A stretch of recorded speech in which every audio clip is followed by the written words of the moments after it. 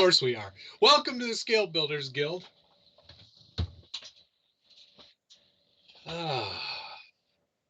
Live place, my space takeover. Welcome. Put in the chat where you're from. No, nothing's been happening here either. It's pretty boring.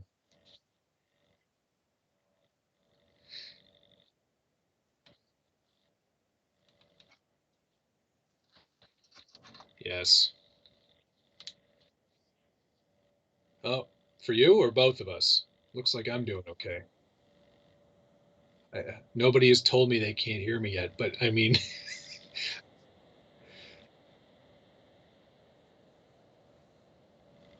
welcome Andy from Bavaria, second live stream for the night. Oh man, who else is live? Who would live stream against us? I'll keep people entertained with jazz hands. Da, da, da. Weird. I'm getting everything here. Everyone can hear you on our side, so that's good. I saw Moose Jaws in here. He's taking apart his Gladiator to paint it. All right. That should have fixed it. Like a little loud, maybe. Okay, I think I fixed it. You sound fine. Yeah, you're good. You're good. Welcome, everyone. That's how things are going right now. Yeah, it's today is the not talk about anything that's happening in the real world, just RC related only. Exactly. That we're just keeping it. Yeah. We're keeping our blood pressure down. Real. Keeping it real, keeping it small. Matt and I are going to have a guest tonight. We haven't had a guest in a little bit. Yes. Randall Davis, who is one of the guys who has been with Axial forever. Now he's with Horizon, and he is a product manager over there. So he's gone through a lot of roles, and we'll get to hear his whole thing. Hey, thank you, Sam C, for the donation. £9. Appreciate it. £9, mate. So that's great. Yeah, that's it'll be fun to have Randall on. Yes, it will be. I got through. Man, he's a talker. Let me tell you. Randall? I don't. Because I was the one who cut that Axial 15-year documentary doodad. Keep patting yourself on the back. Whatever. Great job. Yeah, that was a fun documentary. Yeah. Josh is really choppy, apparently. Well, I don't know what to tell you. That's the nature of long distance relationship. Yeah. It's not you. Yeah. It's me. We could try a few things, but I don't think anything's gonna work. No, probably not. Thanks everybody for joining in and getting the chat going. Hopefully all of you guys as well are having a sit back. You can crack a can of bubbly and enjoy us tonight. Cheers to having some water. Yeah. RC Patina guy, here's a donation for Lloyd. Lloyd. I hope that somebody sends me a Lloyd body for Christmas. I'm gonna get one. I'm gonna fill it with things to send to you. All right, fill it with candy. Yeah. No, there was no Lightroom this week. No Lightroom Live. I was a little on the busy side. I still am. Sometimes the real job takes precedence because it pays a lot more. It has the. That's definitely a thing. We should discuss, but I think this would be a great topic just before we bring Randall on. You were the one to send me the Lloyd message in the middle of film. The scale news for me, like filming it, I drag my feet. I get home and I'm just like, okay, I'm going to finish cruising all the sites to find the information I need. News. And then I'm going to film. And I get it. And I sit here and I'm just like, ugh. And I like screw around on my phone. Nicole will walk by 14 times going, "You're still not filming?" Like, I'm researching. Like, she says, leave me alone. I'm working. You're watching TikTok. So, like, no, I'm not. Savage. Yeah, but that me sending you, because I was like, I got to find the original message because that was probably key to the whole thing, and I just need to go back in time a little bit. Oh, yeah, that was. I didn't even. I saw the message and I saw the photo of the body and I was like, oh, cool, perfect timing. I'm going to, and then I'm just like sitting there looking at it and I'm like, is it called the Lloyd? Like, I almost thought they were changing the name to Lloyd Concepts. But I sent Josh the picture, and then underneath 3 crying happy faces, that name Lloyd, and then more other things. But yeah. Yeah. Oh my god. Oh, Travis says, "I'm sorry, I don't think anyone got my joke." Well, I should have to see it, but I mean, over here, a lot of people are actually saying that they like that body. I like the truck that they made the body after, and then they made that. And I don't know what happened to the roof on that thing. Well, there's a lot of proportional issues on that thing. It's that's a J Concepts sort of trademark. You know what? Yeah, it is a sort of like that thing. It is a caricature of a Jeep Kaiser. Like it's like someone drew a caricature, like, you know, like when you go to the marina or the carnival, the fair or whatever, and they're like, so do you like roller skating? Mm-hmm. No, sure you do. Yeah. They draw it's like somebody drew that, but then a real guy was like, well, I guess that's what it looks like, and then drew it up and vacuum formed it. New Kaiser body was way better. Yes, I agree with you on that one, Gringo. The Axial version. So, yeah, it was good, much better. It was very thin, but good. Yes, looked good though. It did look good. So, Dave Zilla is checking in. Said they got the new Cadillac J Concepts drag body in. It looks horrible, and then the barfing emoji. I will say the Cadillac, they took some good photos of. Like, yes, they took it from I think it looks. Yeah. They took it from the angle that made it look narrower. All of their bodies are just like super wide.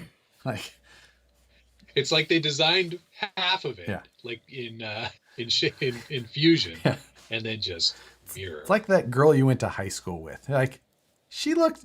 You know what? She looks the same. She looks pretty good. She looks the same, just wider. Indeed. Yes. So that was the Lloyd. A great week for the news. Yep. No, it was a good week for that. I mean, Red Cat with the out of nowhere lowrider. Yeah. Props for that. Rolling in my 6.4. Somebody in here asked if that was going to be our next monthly mayhem. Oh, it's such weird timing because we got those semis to do exactly that with the trailer, and now they kind of they stole our thunder, so we're just gonna have to go something new. But yeah. Oh well, I'll return all 18 of those servos I had. Exactly. I was gonna use rockets, so I was obviously going to win again. But in fact, it might actually just to keep like the whole thing goes. So, yeah. Anyway, let's get Randall on here. Sure. We talk like this every week. I know. It's always like this. I am going to do and since Randall's coming on thing where I add. We can ask a lot of Axial related questions because there was a lot of speculation in that documentary at the end. There was, which would be great to ask all the questions that Randall can't actually answer. He'll be exactly. Or he'll answer them and get in a lot of trouble. What's up, guys? Uh-oh. Hang on. Hey, look at you. You look like a true professional. I got to get this 1 second here. This is too much.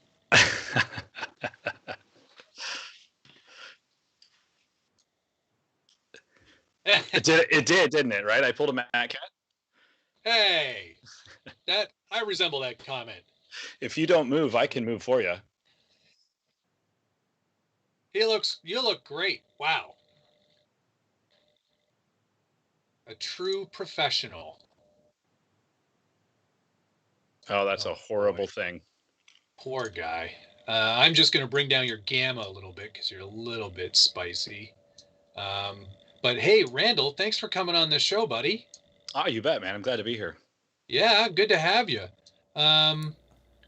Where are you broadcasting from, pray tell? I am in Aliso Viejo, California, in my cool little apartment home. Nice. And just so everybody is 100% sure of what you do and where you work, why don't you tell everyone for the viewers?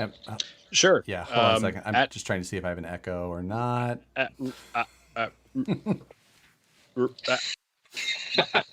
Sounds on every stream. Yeah, okay. Perfect. I actually had an echo, and I was eavesdropping, by the way, just so you guys know. I already know what you were talking about. So, of course. Yes. The Lloyd? The Lloyd, yes. The new Kaiser, yes. The guy that talks a lot, yes. I know all about it. You were excellent in the documentary, by the way. Thank you. It's all in the editing. Yes, absolutely. Yeah. I just have to remember to take a breath now and then. Yeah. All right. Tell everybody who you are. So, yeah, I've been with Axial for 13 years, and I've been all the way from the bottom of the ladder all the way to where I'm at now, which is a product developer. And as of late, some of the products that people might know about was the UMG 10, the Can-Am, the RR10 2.0, as it was dubbed. So the SCX24 line, I brought that out, which has been a smashing product, like beyond what I thought would actually do. So my role changed quite a bit. I was involved in the R&D department for quite a long time. I did a lot of QC stuff, and I did a lot of instruction manual QCs and bill of material QCs and a lot of that stuff. And with the transitions to Horizon, I was able to move up into a product developer position, and I've had a blast so far. It's been great. Yeah, that's a pretty storied past. Yeah, you kind of gone, just kind of, I guess I think I had met you out there like a West Coast qualifier back in 2010. Yeah, something like that. Yeah. So I mean, it would have been a few years later after I met you, probably 2015 at Axial Fest, and I believe you were wearing a helmet as you were racing Ultra. Yes, the day of the Ultra 5K. Those photos never go away, and that wasn't a 1 year. You often wear a helmet, it seems. Well, yeah, that's usually for protection because I'm doing something stupid. So, but that helmet, that all comes from your other gig, right? Which is the laser nut thing, right? So tell us a little bit about that. So Cody and I, we've known each other for quite a while. We actually met through Axial. I was a judge at a We Rock competition, and Axial sponsored the event. And so I got to put up an Axial banner, and it was in the way on his course. And he actually remembered the banner because he couldn't hit it. He remembered the banner and reached out after the competition and, kind of asked what Axial did and what we were. And so at the time I was doing customer service. So I was able to tell him all about our product and how cool it is. And, he talked about his profession or his, hobby, which was rock crawling. And we just we kind of got together after the fact, after hours, and showed him what RC rock crawling was about. And he just dug it after that. So as it is now, we've been competing in the We Rock series and other rock crawling competitions where you have to dodge cones in real life. And I'm the spotter for him actively, and I've been behind the wheel a couple of times. Yeah, Very cool. You drove a couple of times last season, or was that this season? No, it was last or the year Yeah. before. I think you came to one of them. Yeah, I was I went to the Donner event. Yeah. So yeah, it's, Cody is the owner of Laser Nut, who has the Laser Nut Ultra 4 car as well. And then the cone dodging side, which is, yes, there you go. Cone dodging is pretty penny, and Yep. U4 is the LaserNet car, which that car is badass. That is hands down a car that I would pay full pop Right. for. And the Laser Nut car, it's like, I mean, you've been worked with Cody and all the, compete with him, but the Laser Nut car, the actual project, that one wasn't yours? No, that was Ryan Dunford. Because they decided to do it on Losi chassis, which was by far a better decision than trying to do a ground up Axial chassis. It was way better to go that route. And I talked with Ryan on that project quite a bit, and he absolutely nailed every detail that needed to be nailed on that project. Ryan did a killer job on that thing. There was a lot of fun scale details in that. So that was big time. That was cool to see. That is a fun car. One of my more favorite releases of this year, if I'm honest. I thought that release overall went really well. The video shoot was great. Oh, I got a side story on the video shoot. Yeah. I was the driver most of the time in the 1-to-1 car. Oh, really? Whoa, that's you got cool. Now that it, I've got the chance to ride in that, cool. But man, I can imagine driving that. Like, yeah, there's a lot of video shoots there that I'm pretty stoked about. He offered to let me drive it, and I was like, absolutely, I will, I will drive it. So I got to rip it around the desert, jam it through the whoops, and take it off a couple of cool jumps. Nice. What a benefit to working at Axial. Who would have thought it? Right. Yeah, that is very Cody cool. Is a very generous person as far as his motorsports go. I mean, as far as I got to spend the day with him out in that LaserNet car and his dad's Bomber at the time. I don't know if his dad still has the Bomber or not. No, is it gone? I knew it was for sale. I actually know who owns it. And then I see him letting people drive Pretty Penny all the time.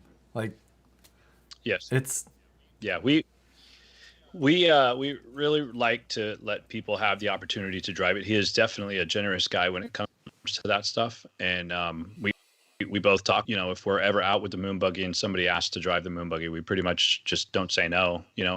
Unless it's busted or something, we want people to know what it's like. It's a gnarly car. That thing it's super, super capable, super stable, super safe, and it just helps the sport grow. Yep. Yeah, absolutely. Giving people that opportunity is awesome. Yeah, absolutely. And it's moon buggies in general on the rocks to see what competitors do in We Rock in the unlimited class, which is where that car runs. It's crazy to see. Like the ledge. I remember like going to my first We Rock competition and seeing what those unlimited guys were doing. I'm just like, it's hard, you drop an RC car off of a ledge as tall as an RC car. It's like, okay, you get it. But when you have a dude sitting in there, you're just yeah. It takes some getting used to. It does. There's a funny moment at the Donner event, and Josh, I don't know if you can remember it or not, but my wife Kimmy does the LaserNet live feeds typically when we're at a competition, and she happened to be doing a live feed, and we were. I was on the shootout course on a bonus line, and you pretty much had to kind of, punch it and send it up a ledge. And I was sitting there getting ready to go, and my spotter at the time, Dennis, was, telling me, hey, you're going to have to get it, and this was the first time I really drove the car in competition. And Kimmy pops up next to me and she yells at me and she says, Cody says, send it. And I was like, he's watching me on live feed. Like, oh no, I'm not comfortable with this now. But it was funny as heck. You know, I wound up sending it and getting it up the hill, but it was definitely a nervous moment. Like, dude, it's your car. I don't want to do that. You know, the big drops are always the scarier ones to me than the big climbs. Really? You know what? I think both things are pretty scary. I've done a limited amount of off-roading in my day, and especially when I'm not driving, there's a lot of holding on to everything. Sure. For people who've never been, well, and the competing, the We Rock side, then we get it. Also, you do some like Jeep guided tour stuff too, as well, right? Sure. Yeah. I do. I'm a Jeeper. Basically, when the kind of a funny story is when the SCX10 first came about, way back in the day, Matt Carney was actually taking measurements off of my TJ that was sitting out in the parking lot just to try to get the ladder frame, kind of true to scale and stuff like that, and capture some of the bends and some of the features of an actual Jeep chassis. So I've been Jeeping for a long time. I kind of have lost count. It's 15 or 20 years or something like that. And I've been contracted with Jeep dealerships to do Jeep tours.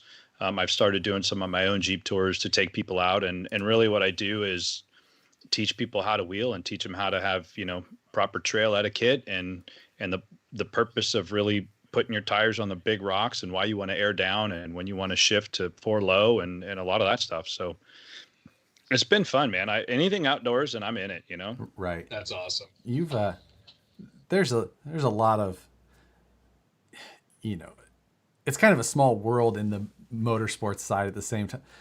I've never talked to you about it, and I heard it in passing. Maybe I'm misremembering. The crispy JK from Poison Spider. Did that start as something that you had a part in? That was my Jeep. Right? Like, yes. You burned. It was your original Jeep that burned to the ground. My Jeep caught on fire behind the Axial RV. Right. There's a great campfire story for it. I will save it for a campfire time, not for this adventure. But the damn thing caught on fire behind the Axial RV, and there was a fiasco to get it detached from the RV so the RV didn't catch on fire. And God. Poison Spider, Larry McRae, and myself made a deal to where he acquired the chassis, he acquired the burnt Jeep, and he converted it and made it into what's known now today as Crispy. Yeah, and that that name is not lost on me either. I get it. And the Crispy Jeep, the actual build thread to that Jeep was one of like my favorite build threads ever done on Pirate.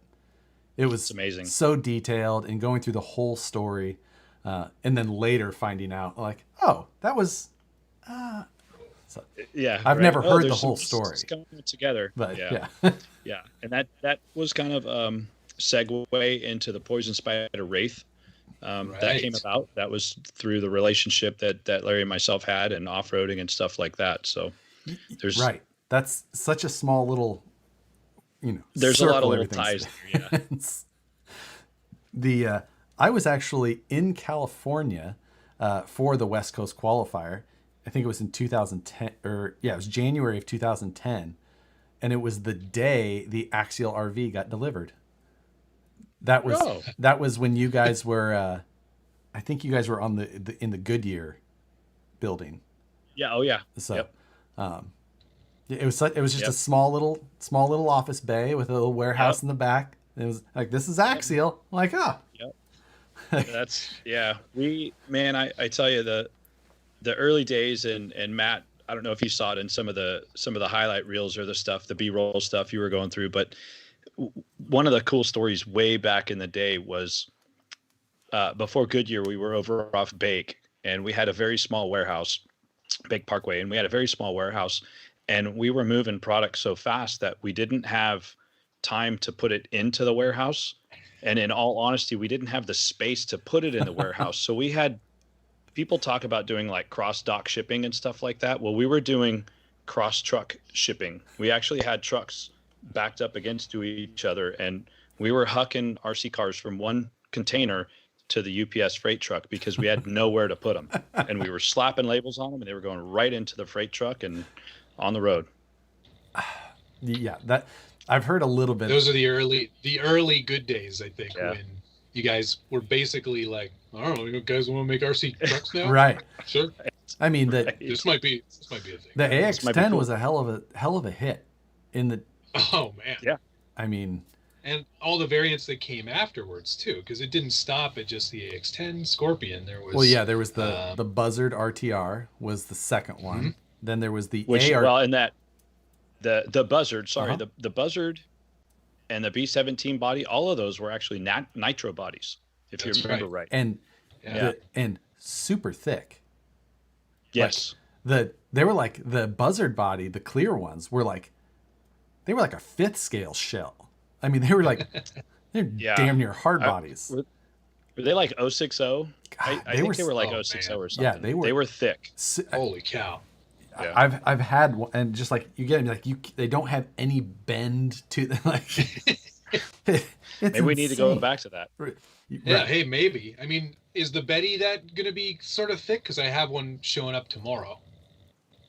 Could you imagine an SCX24 so. B-17 Betty with an 060 body? Yeah. Yeah, hard body points immediately. I'm not even talking about the SCX24. I'm getting one of the original bodies shipped to me. Oh, lucky you. Yeah. Where'd you find that at? I found it on eBay in Japan, Oh, of course. Yeah. Yeah, but I'm going to paint it up and put it on SMT10 and make a nice little monster truck out of it. beautiful. Yeah. The What do you guys think of the SCX24, the B-17? I think it looks great. I was I think super it looks excited really to see great. it. I bought one as soon as I saw it, got it ordered right away. Like it was such a think I cool might be throwback. getting one. Somebody might be sending me one as part of payment for having to listen to Randall talk for 20 minutes. You're down at the bottom of the list then, because the freebies don't go out anywhere. All right. It was cool to see the details, like the mini rock lizards, like going Yeah. not just a body, but mini rock lizards and Rockstar style wheels that, or for people who didn't know, the original Axial wheels were called Rockstars. Before Rockstar wheels were Rockstar. What? Rockster. Yeah, exactly. Rockster? Rockster. Yeah, SCER. What? Yeah. Have I literally been saying that wrong for like 20 years. 13 Probably. years? It's like people who say Axel Rath, right, Josh? Yes. I guess. Holy crap. Now he's Googling it. He am. totally did. He totally did. You hear I him could clacking have away on his swore those were mechanical called keyboard. Rockstar wheels. I'm going to have to go edit 10,000 posts on RC Crawler now. Nice. It's all right. Nobody's checking that thread anyway, Josh. Yeah. But yeah, it's a nice release. It's a cool release too, that it's a limited edition. There's a coin that comes with it, which I thought was a nice little commemorative touch. I think most of the people who started in this hobby around that era, early 2000s, they're sort of like, this is kind of going back to the roots a little bit and showing off the heritage and the history of the company. And it's nice that you guys did something for the 15-year anniversary. It's very cool. Yeah, I was pretty proud to take that project on, just because I've been around since the early days. I thought it was really cool, and I knew, we really needed to capture some of the cool details. We actually had to send the B-17 Betty body over to the vendor so they could scan it and start working on the tooling, or start working on the mold, the solid part design. And then we had to get it back, and we had to proof it and double check it and make sure the details were right and stuff like that. So it actually turned out to be kind of a long process just to even get the body going. Oh, I don't doubt it. Yeah, it's never quick. Who pitched it? That's the good concept. That's a really good idea. Good idea. A really good question. Yeah, good question. I don't know. It might have been because it was probably Todd, because they were talking about doing the limited release of the Losi Mini T and stuff like that. And so I think it just kind of came around as we were talking about doing the 15-year anniversary and stuff like that, that I think he probably was like, hey, maybe we do an old B-17. And he probably kicked it off, I think. But then it just became kind of a collaboration amongst all of us to figure out what would be the best way to do it and how we should do it and what chassis to put it on and all that. Yeah, absolutely. And I mean, honestly, the SCX20, like, it's super fitting. of course, we're all on the internet. No matter what you release, oh man, there's going to be the what you should, but what you should have done.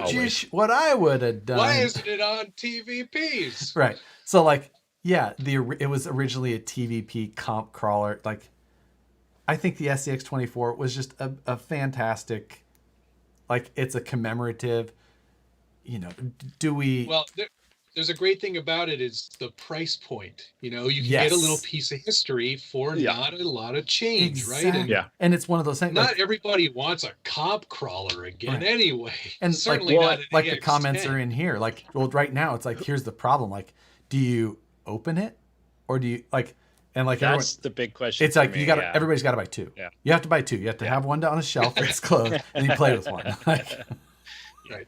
Have you?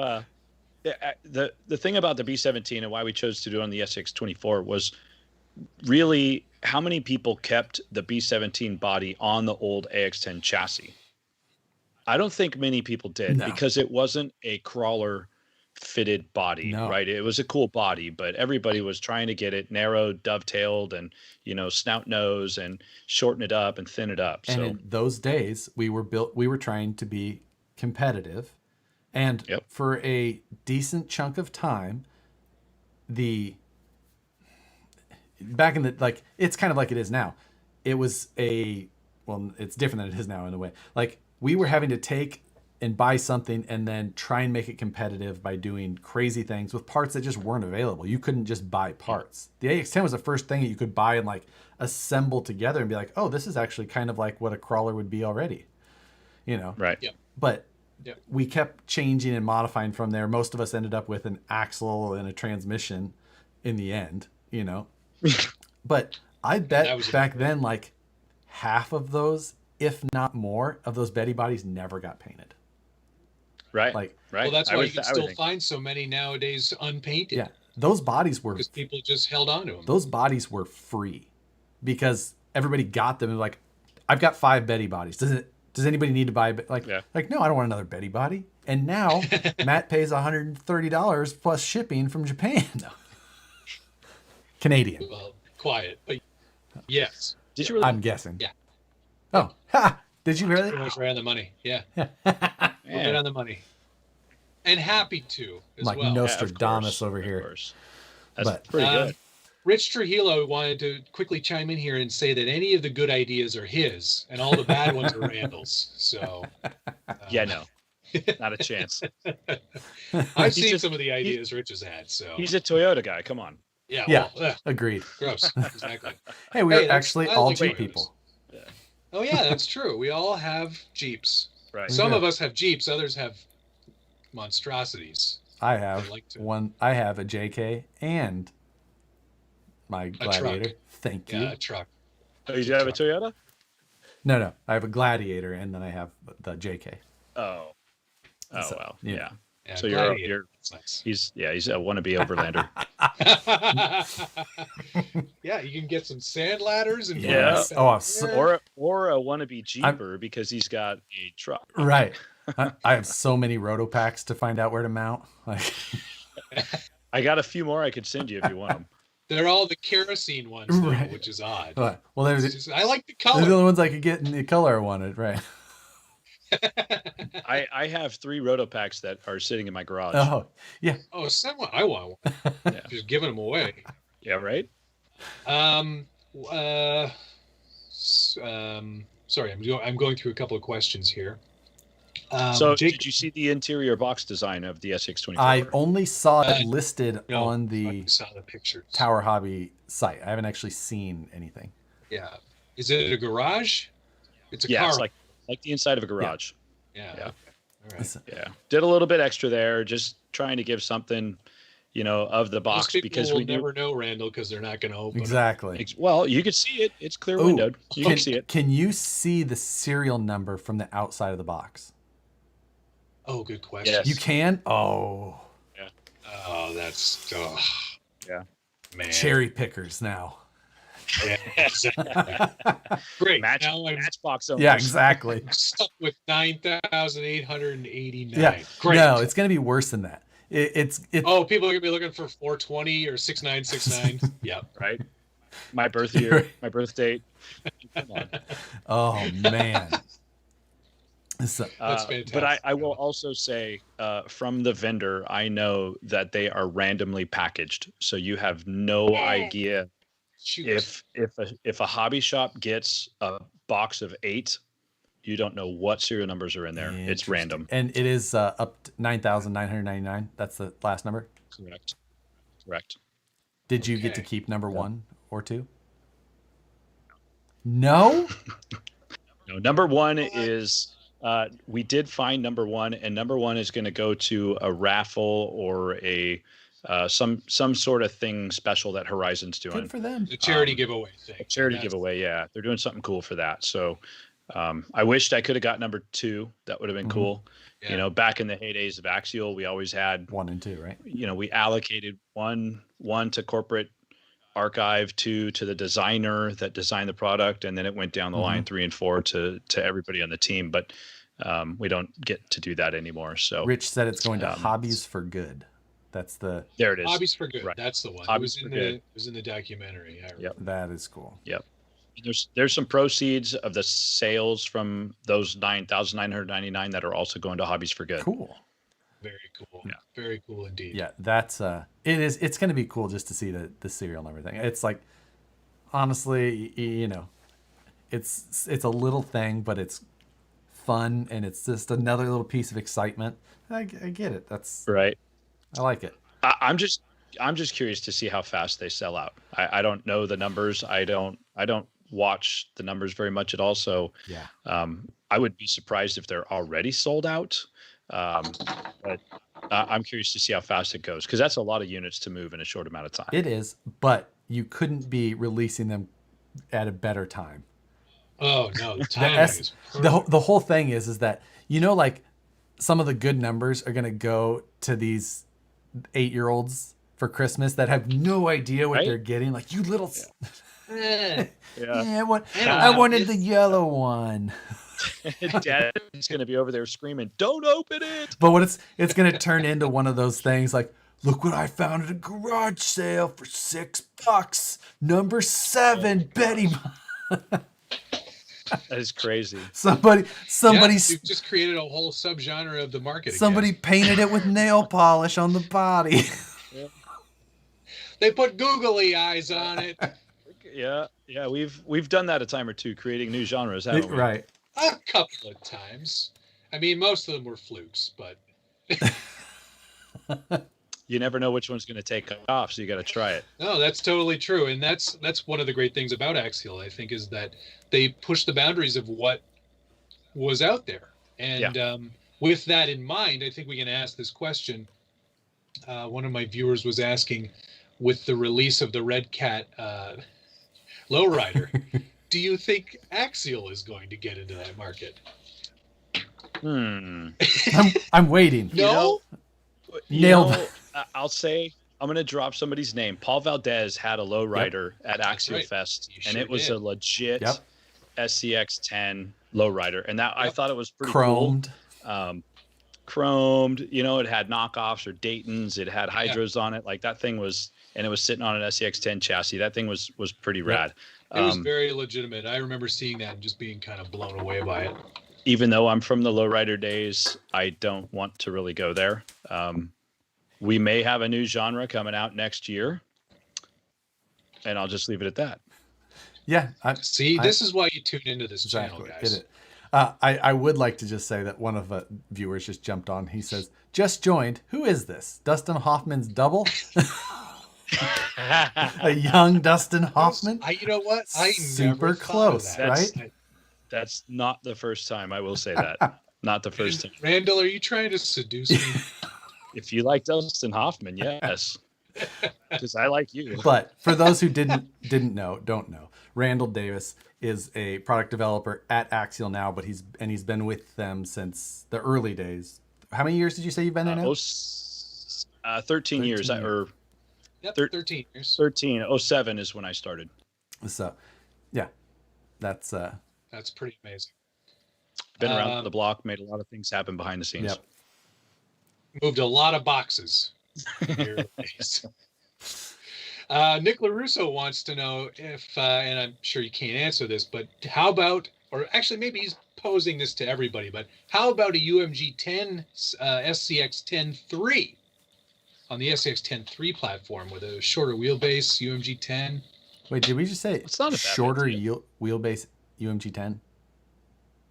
Yeah. Yeah. I thought the UMG 10 was pretty short. It is. No. No. Keep it at that short wheelbase is what I mean. Like a shorter SCX10. Oh, okay. Sorry. Calm down. I mean, what do we need to do there? Body posts?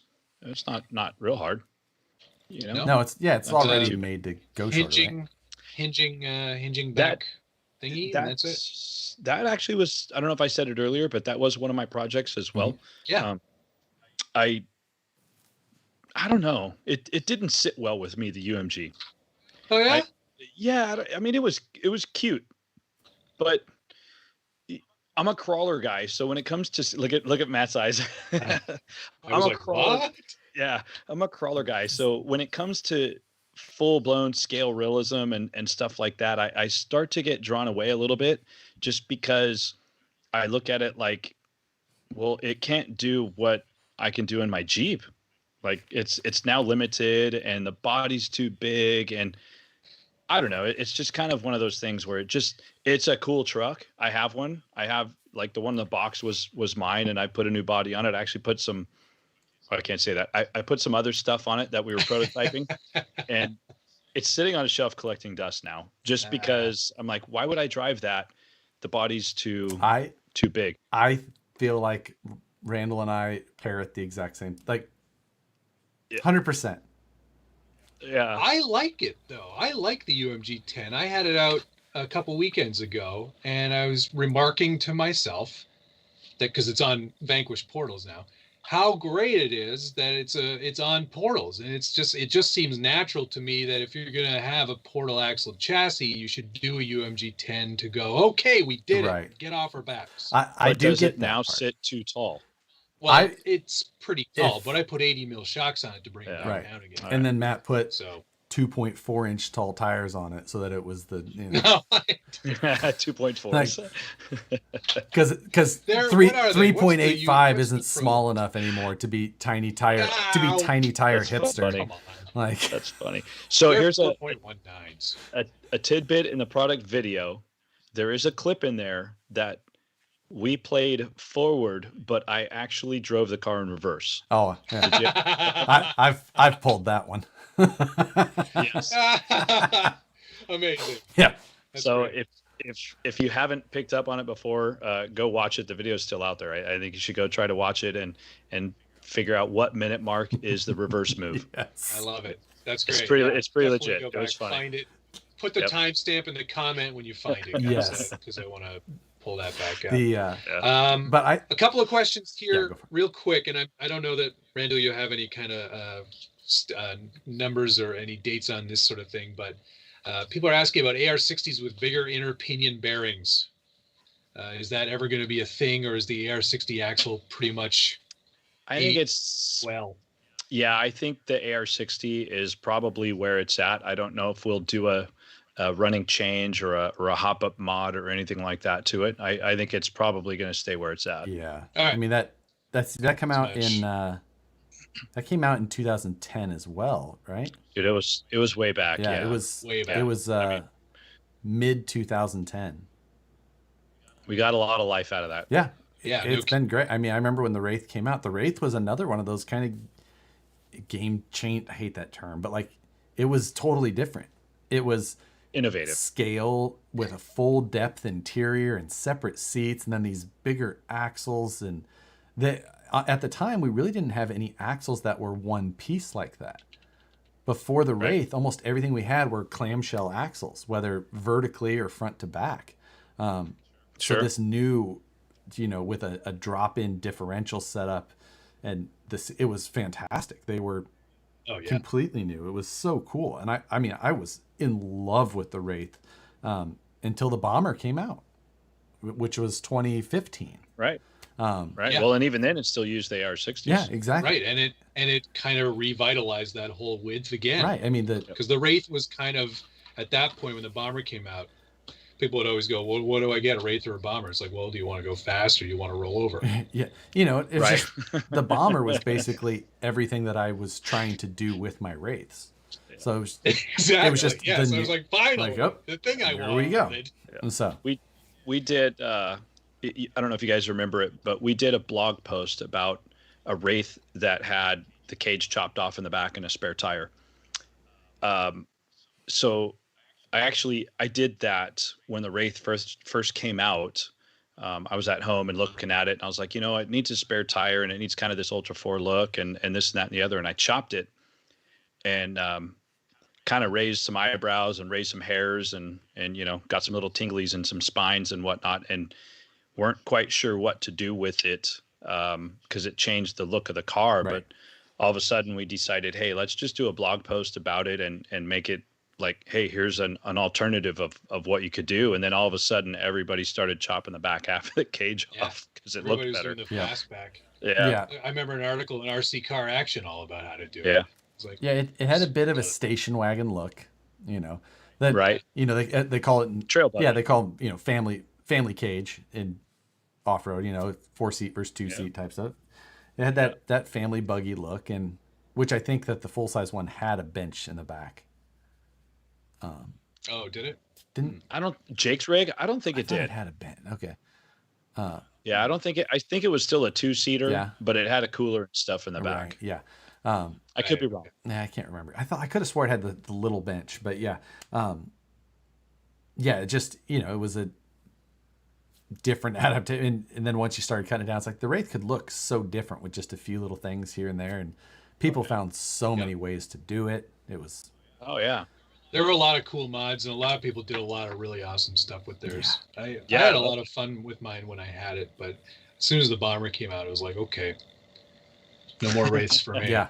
Got another question here, and I haven't been following, but you probably might have a little more insight on this, Randall. Light Bright, they got a couple of Axial Jeeps in the past to sort of have some sort of sponsorship or you know, promotional consideration. They have a bomber now. They own Cody's dad's old bomber. That is Cody's dad's. So okay, I thought they bought Stinger Motorsports for some reason. It went to Stinger. Oh, first, that was Stinger's. Okay. So, yep. Right. So are they sponsoring that, or is Axial sponsoring that bomber in some way? Not that I'm aware of. I think that they not that I'm aware yeah, of. I think that they did actually do something with Axial this last week. Oh, no kidding. Like if they have, it just hasn't come down my pipeline. Right. I think yet. it's one of those. You know, I had actually got that. The only reason I saw one of their videos. You're in the know, not me. I saw one of their videos for like the first time this week. It's just not. I don't follow them, but they're just like, oh, I see they're sponsored by Axial. I'm like, well, Axial actually supports a lot of full size cars. Like Bailey Cole has always ran an Axial sticker on the side. Cody has always ran an Axial sticker on the side for years. And now finally he has the laser nut car, but it wasn't that for a long time. It was just, dude, even way back, we had Shannon Campbell running Axial stickers. Yep. Right. I mean, you guys have had stickers on tons of people, and not, you know, Axial's just very involved in that market as well. I mean, like when you have enthusiasts there, it happens. And, so I don't know that you're looking for the light bright livery with, you know, scale bikini girl to come in the box. Like it's that's not a bad idea. It's not a bad scale bikini girl. I might not be into scale trucks, but scale bikini girls, not bad. Quack RC tossed me $5. Thanks very much. I miss my bomber. Well, you can still get them. Yep. 2.0. You can still get them. Get them while they last. Yep. That's I just finished my redo of my last bomber. Oh, cool. It's not much of a bomber anymore. It's still a bomber. Well, kind of, because it sort of looks like one, but there's still stock axle housings on there. For now. What's not bomber about it anymore? I mean, I changed. Well, everything. It's yeah. I'll grab it. It's got a lot of carbon fiber on it now, and I don't think that's how it comes from the factory. Yeah, definitely no carbon fiber from the factory. No. Hey, Moose Jaw RC was asking if you, Randall, were part of judging for the virtual Axial concourse. Yes, I am actually. I have been. We talked about that early on about doing the axial concourse, and I am one of the select few that gets to stare at a bunch of photos and try to pick which ones are the coolest and which ones aren't. It's been really fun. I was part of the concourse last year at Axial Fest, and I've enjoyed doing it. I think a year before that or so, I was part of it. Definitely not as seasoned as some of you guys are, just because of what you guys do.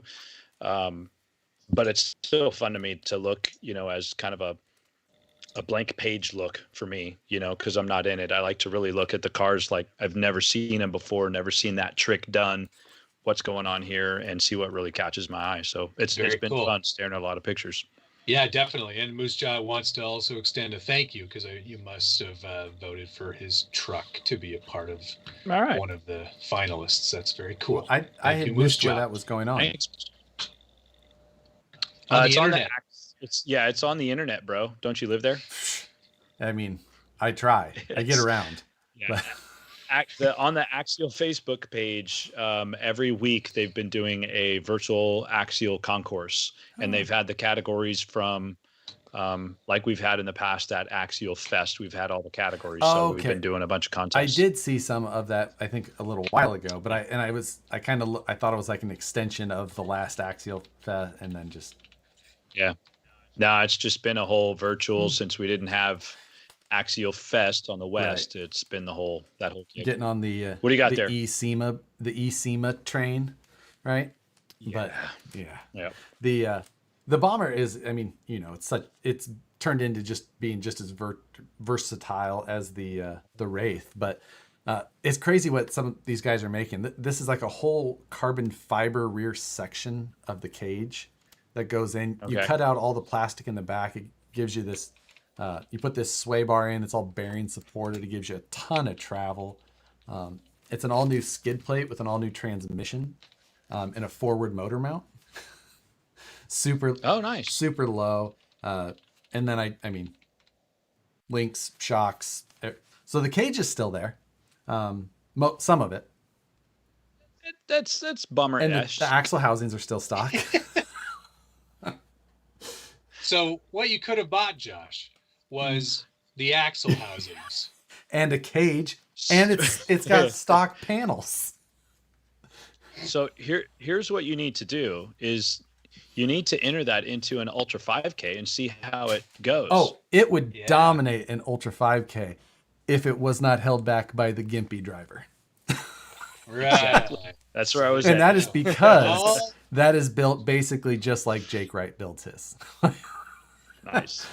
So that guy's fast. Yeah, and I mean I think you could give him almost anything, and he would give most people a really good run for their money. Yeah, that guy's fast. Yeah, definitely. Fast. I was thrilled with my 12th. I think I finished 12th in both of them. Overall or age group? Hey. Overall, smart guy. I wasn't wearing a helmet though. So. Right. That was probably the dumbest thing. The only cool thing about wearing the helmets was Cody and I could still talk to each other because we had the Bluetooth. You had your comms still. Yeah. So we could run away from each other and get a little and still talk to each other, and you'd hear one of us get on the radio and be like, dude, how did you get through this obstacle? And you'd be like, oh, there's just a line to the left that you need to hook the tire on, and we'd chit chat, and then we just kept crisscrossing and chasing each other. It was fun. You had your fresh air being pumped in too, which is always really helpful. That would have been nice. I needed oxygen there. You're pumping. That'd be good. Yeah. If you guys are just joining us, this is Randall Davis from Axial, and he's one of the more long-standing employees, and is now in product development and is responsible for a lot of the great stuff that you guys love and have on your workbench probably right now. And I have a great question here or a comment that will lead into a solid question here. It's a hobby who I've actually met out in Indiana. He was saying, showing the guy who spent hours designing the bomber, you hacked his design up. but not true. One of the designer who did the bomber I actually work with every day now. Yeah. But Yes. what and I think it leads to a great is we've talked with Rich about it, who's we all know as well. But when your product manager position, kind of run through what that is for people, like big picture, not a you don't have to take a specific project, but like where do you come into the process, and then where do you see it through? Oh man, it's in its entirety. I come into it when it's still a pencil scratch on a piece of paper, in its very initial, hey, let's make one of these, and I see it all the way till it gets to the video producer and the product launch. Right. I mean, it's a huge undertaking. You work with a product designer who is going through and doing the CAD work and things like that, and then you're test fitting sample parts, finding issues, relaying that back to the designer? Yes. So a lot of what we do as a product developer is we'll work with the engineers that are designing, the CAD designers that are designing the product. And a lot of my job is to kind of key in on the features of the vehicle that we're replicating or of the vehicle that we're designing, and give it the style and the design, and make sure that we capture some of those key features. So like you might see on the UMG 10 or even on the Jeeps that we've designed, as a product developer, you have to know the product that you're building to make sure that you're capturing all the features that make it look like the real thing or what you're trying to replicate. So it's a huge process. Like, we work with the vendors, we work with the sample parts, we test fit, we get the preliminary body choice colors. One of the projects, actually this week, I'm supposed to get sample colors, but I've picked 5 different colors, and so we'll sample the bodies in 5 different colors, and then we'll get them, and we'll narrow it down to the 2 best, based on the research that we've done and how the vendor's been able to produce them. And right, like that was a sample color right there. Right. Oh, and that new one you're getting. So it's everything, week. And then it's bill of materials, spare parts. So like that new one you're getting this week. That's which project? Yeah, like that new one you're getting this week. Which? Oh, that's which one? That's the SCX24 B-17 Betty. That's the one he's getting. I don't believe it. Quiet. I think that's it. That's not it. Yeah. No. Who shipped it to you, Rich or me? Right. No, I'm not. I got one for you, Josh. Oh, perfect. I'm not jealous. Hey, I bought one regardless. There was no way I was risking it. No, of course not. That was I've already ordered one too. Or I'm about to. Internet size can jump around. Yeah, you're all over the place there. We had a couple of questions here. Any idea of when the straight axle release is coming for the 10.3? I have a great idea for when that's coming. Yes. I love it. Yes. Yes. It is definitely a thing. It is a thing. It's coming relatively quickly. I've done a lot of testing. That actually was a project that landed on my lap to deal with. Which was fun to deal with. It was kind of like a spaghetti platter when I got it. Here's some stuff. Let's put it in order, and right. And I'm not going to blame Rich, but I mean, he handed it to me. Oh, nice. He handed it to me. Here's your Cincinnati chili, sir. I had a donation here from somebody from Backyard Slick, and he says, any of you guys going to USTE in February in Florida? Also, can I get a shout out for Nat, Santi, and Kev? Thank you guys for watching. Wow. But I think on the event side, I mean, I know right now for you, Randall, Travel Horizon limits that pretty significantly at this point, right? Yeah, they pretty much have a ban on corporate travel. So if we go anywhere, it's basically on our own dime and the things that we can fit into our schedule, and we got to take our own time and do it. So we still go to events. A lot of the events that I did with Cody were all on my own dime, off time and stuff like that. So that's still in play. I don't know when or if that's ever going to go away. I mean, it's kind of weird. They, corporate just doesn't want to be liable of somebody getting sick or spreading something. And are you working remotely still for the most part? I've been working from home since March. Gotcha. Is that why you got such a nice mic there? You wanted to be super clear in your Zoom calls? So this mic actually came from a buddy of mine because he does podcasts in a different genre, and he wanted to do a podcast. He wanted to have me on the show, and I said, well, I don't have a mic. Well, he upgraded his whole studio setup to like some high tech. I mean, dude, he has like a 60-inch curved screen and like a drop mic and like sound deadening. Like he's got all this stuff. So this was just happened to be spare, and he's like, well, I'll give it to you, and you plug it in and hook it up. So was that on the podcast you were just on recently? No. We haven't even had the right timing yet. Gotcha. I was gonna say, I think weren't you just on Wheel and Wine and Whiskey? I was, and man, that was a hoot. If you guys haven't watched it, that was a whole lot of fun. That was Cody and I were at Trail Hero and Wheel and Wine and Whiskey. Jason came over and did a podcast interview with us. That was a blast. I had a whole lot of fun with that guy. I'm having a lot of fun with you guys too as well. So don't get jealous. Oh, well, thanks. But that was kind of I guess the first podcast that I was on. So it was a lot of fun to be there. Yeah, that's a great podcast as well. For full-size podcast, Wheel and Wine and Whiskey, and then Wyatt Pemberton's Talent Tank, also a great one. Talent Tank, yep. And I did one actually just yesterday it's called Conversations with Big Rich. Oh. I just did that. He is the promoter of We Rock, and he's been doing podcasts as well. So I just did one with him. And then I've got another one scheduled for Racing on the Rocks that I should be on as well. I don't know that one. I didn't know Big Rich had a podcast. That's interesting. I'll have to look that up. It's a little bit new, but he's been going after, week after week after week, and he's got a lot of the old full-size rock crawler guys and guys that have been around, and people that have been rock crawling since they were in diapers. So yeah, exactly. It's been fun.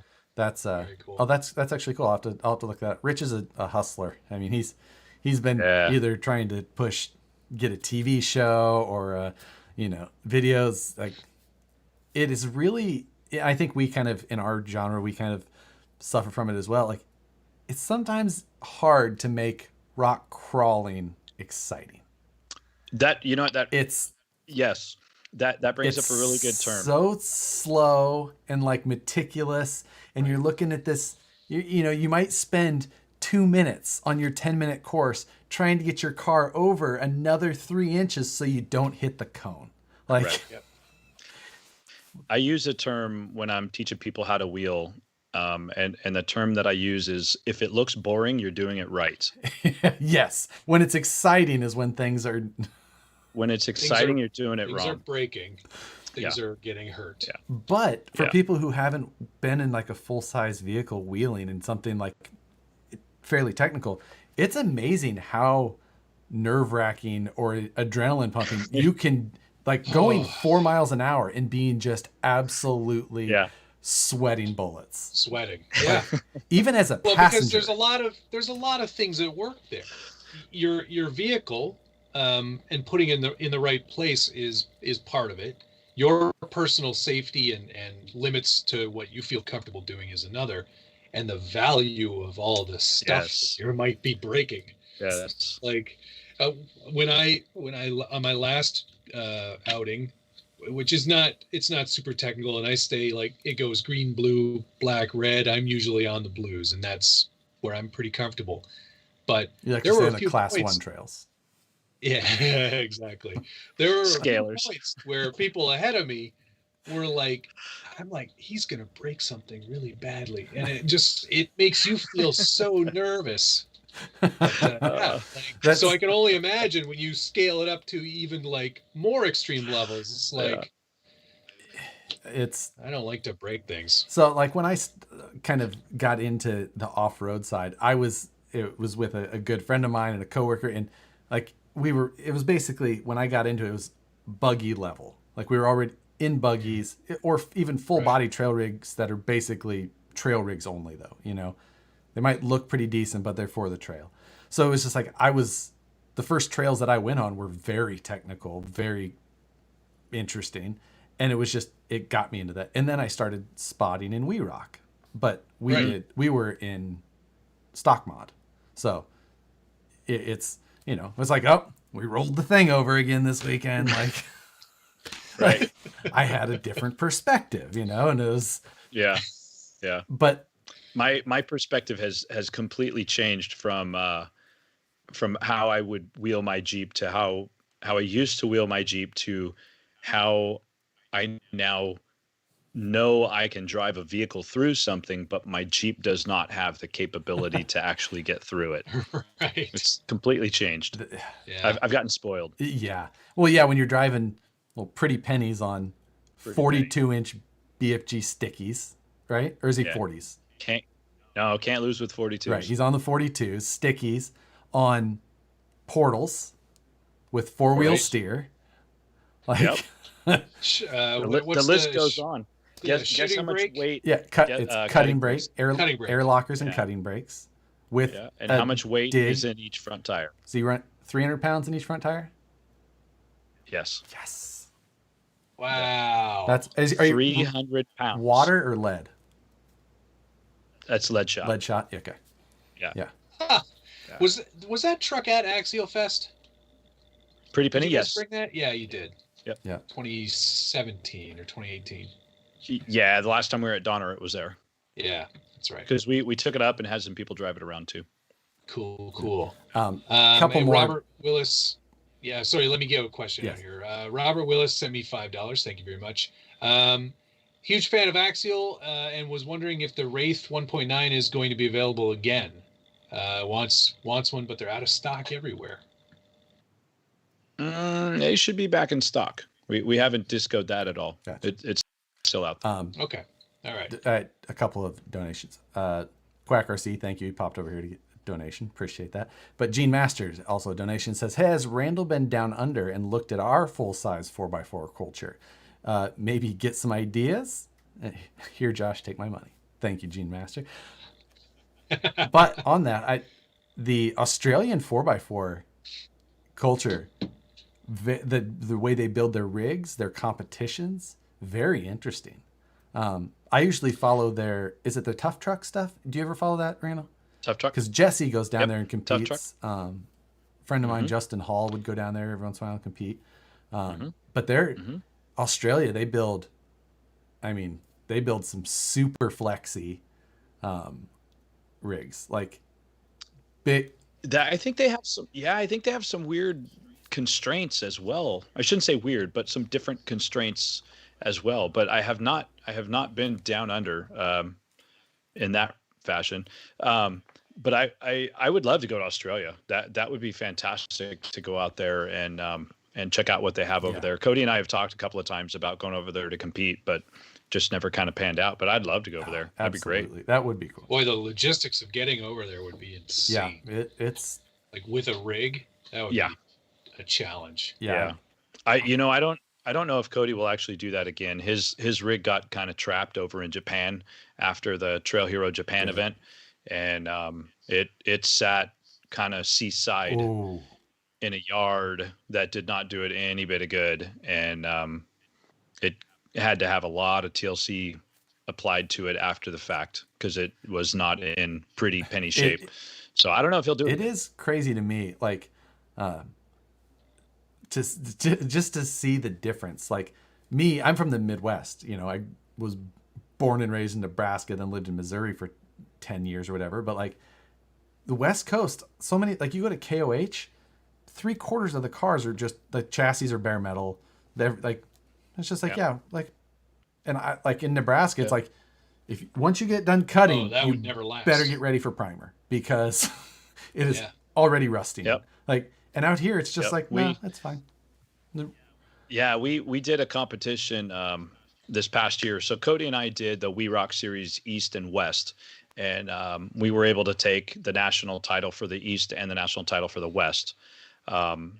And we went to all the East Coast competitions. So we went out to Texas, and we went out to Pennsylvania, and we went out to Tennessee, and it was definitely different. And everybody over there would look at Pretty Penny and ask that same question: is this bare metal? Like, really? It's just unprotected? Right. And we're like, yeah, we're from SoCal. Like, we're from the desert. Like, it's fine. It doesn't shit. Like, Yeah, it's insane to see that out east at all. You know, like it's that was You don't. no. I just got through putting 2 cans of what's that stuff? It's like a wool oil spray, like to undercoat the entire Jeep because and that was salt 2 cans. is, Yeah. Yeah. Oh, gotcha. On your scaler? no on the real thing. No, it's just on his chair, just to try and keep his freaking chair from squeaking. Yeah, it's pretty good today. It's pretty good. Yeah, Matt, are you in a basement? No. What Yes. is that? What is the spigot behind you? Oh, don't turn that. You don't want to turn that. Okay. I wasn't sure if that was like a scale accessory or not. It would be everybody wonders that because it would be yeah. something very Matt to do. Like, you know what? A copper pipe would look cool on this wall. Like Steampunk. Yeah. copper No, pipe it's, and some Edison bulbs, and I'll be complete. Yes. I had an Edison bulb in here. Where did it go?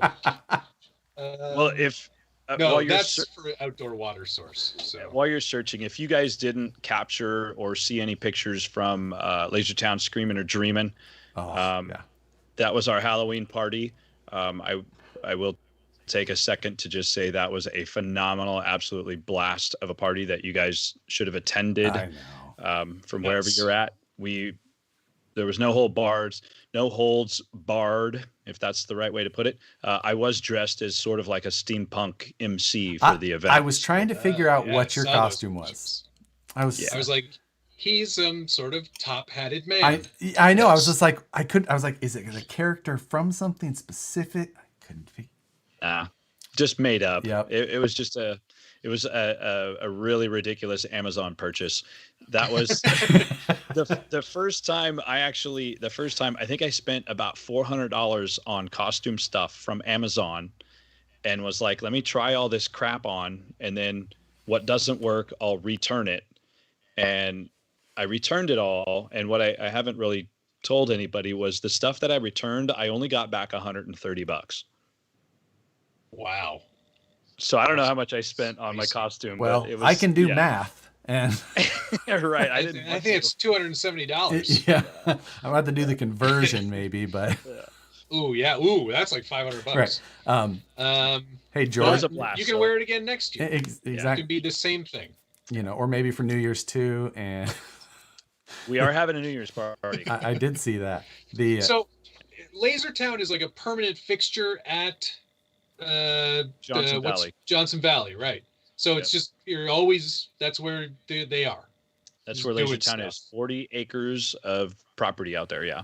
Yep. Private property. The day that I got to go ride in the laser nut car in the bomber. That's right. You've been out there. I have, but at the time it was just the original structure with the containers on the open structure with the containers on the side. He had the berm in place and the trees planted, and a well, I think, but there was no pond yet. And he hadn't acquired maybe the other 20 acres. Because didn't he originally only have 20? Definitely not. Correct. And then he bought the adjacent 20. A 10 and a 10. Yeah. Two separate. And then he's completed his. Yeah. And since then, for those who don't follow, Lasertown JV is the Instagram account. Yes. And it's absolutely worth following for the sheer. It is the most grown. It's an adult fort it's an adult sandbox to the back. There's a container, container house, kind of. Correct. It's 4 or 5 containers. 10. Okay. Oh. Close. Wow. That they all of the insides were all cut out, so it's one big box, and they're all put together, and it is a very well furnished house inside. Like it's very nice. It's beautiful. It is an absolute house inside. Yeah. I don't know if it's 10. It might not be 10. I don't know what it is. He actually 8, has whatever. Yeah, ridiculous. Some of the rooms that he has in there actually have their own entrance, their own bathroom, and their own AC unit. So if you stayed in his house, you actually have your own front door, your own AC, and your own bathroom and shower. So you don't actually have to use the rest of the house. Yeah. It's pretty cool. And that's probably more for Cody than for the guests. Like, Just stay over there. Like, stay over there. Yeah. Yep. He's got a bus. yeah. He's got a school bus out there. That's always a kick in the pants. You hated the school bus growing up, but when you're on Lasertown, a ride in the Lasertown Express is a must do out there. So, and that's like the transport between Hammertown and Lasertown during KOH week. So just this past year, I finally convinced him to take it down to Hammertown because it's not legally registered or anything. So, do you have to be registered to go on that road? I don't know. There's no green sticker. There's no like reg, like who knows, you know, but it was awesome last year. He brought it down. Last year was the first time KOH actually had a Sublime concert.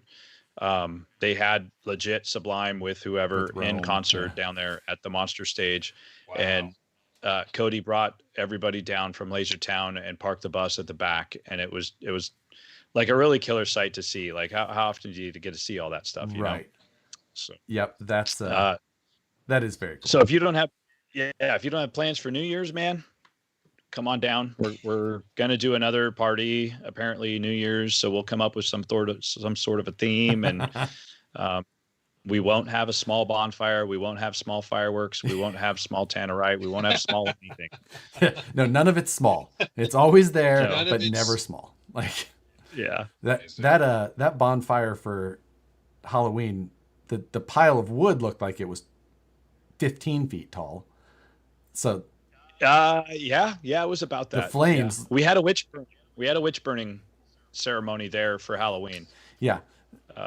If this whole thing was in Oregon, like there'd be concerns of it being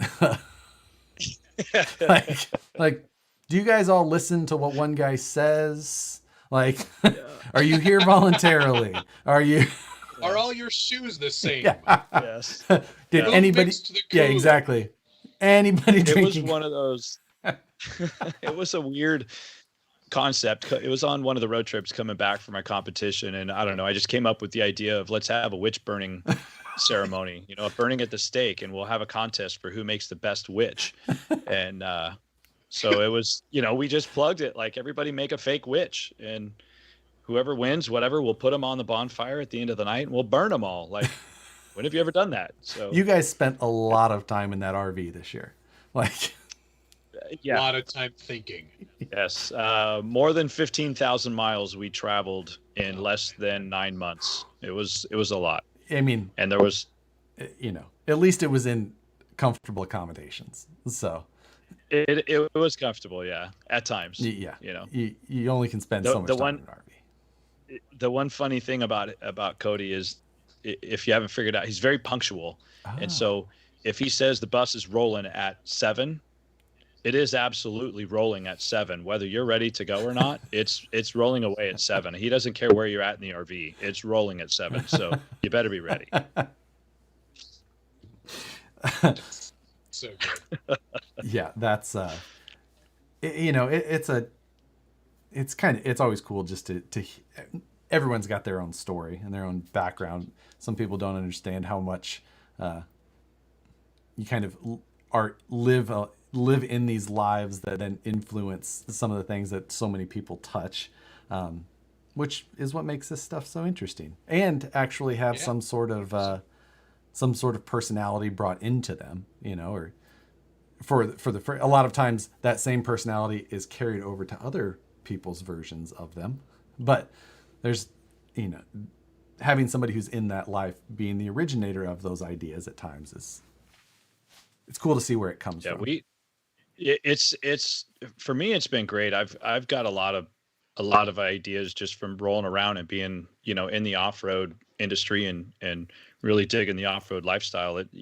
You never know what's really going to kind of capture your creative eye and just be like, oh, we got to make something like that. You know, oh, we got to make one of those, or, hey, it'd be really cool if we do this or that. And then you go back to the company and you just kind of start hashing it out. And, you know, some of it's like, yeah, that's perfect. And others are like, no, that's just dumb, you know?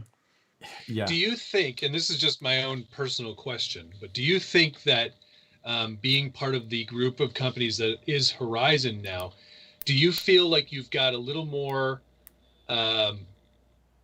resources available and a little more risk-taking ability with releases? Like, do you think that that's helped increase some of the things that you might have wanted to make before that you weren't able to, or is this something that is like totally new and different? No, that's 100% correct. By coming on with Horizon, we've been able to utilize a lot of different resources that we never had before, and they have a lot more capital to where we can kind of start to gauge like, hey, I think we can, we can take a chance here, take a chance there, and see what it does. Um, it's been great to have them to have them backing the brand like they've been doing. Right. There it's obviously, there's a corporate curveball in there that you got to kind of get used to and stuff like that, and there's dime counters and penny counters and all that crap.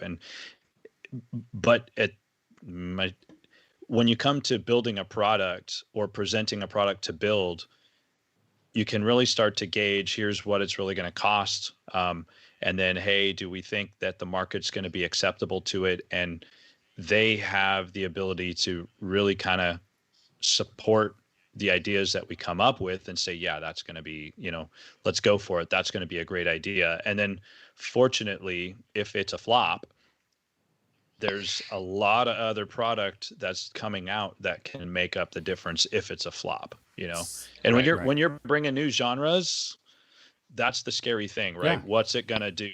Like, well, it might tank. I mean, Axial has had those products in the past where we thought it was going to be phenomenal, and it just did not do that well. Yeah, the Excel. Exactly. There's one. Right. Yeah, right. Great. There you go. Oh, I'm pointing wrong. Somewhere up there. Exactly. Yeah. I see. I think is an interesting that very few people would be able to have the same experience that you could talk from, but you have been, when Axial was on their own, kind of technically at the beginning, then with Horizon, and then with Hobbyco, then with Horizon, and when you guys were with Hobbyco, Axial was, from what I have grasped, in its bubble. You were Axial, you're sort of autonomous. And you were doing, but now it seems like you guys have been brought in to Horizon. Like, have you been, or had, do you get to kind of branch out, or have you had to branch out from Axial, like do a Spectrum thing, do a low C, do an ECX, like, or have you been able to be like, I know this market really well, let me focus on this area? We've done some stuff with Spectrum, but for the most part, for me, it's just been, Axial is where I'm really, really comfortable. If they came to me and said, hey, we want you to make a TLR car or a low-C car, I'd be kind of like standoffish, because I don't know anything about that side of the market. We do have some crossover. We have some guys that are working on, some other team members that are working on Axial product. So there is some crossover there, and it would be really cool to do, but I don't know, me personally, I don't know if I have enough background to really work on an FIS car or some sort of race car or anything like that, just because I'm a Jeeper, I'm a rock crawler guy. I'm a scale guy. Like, I'm comfortable where I'm at.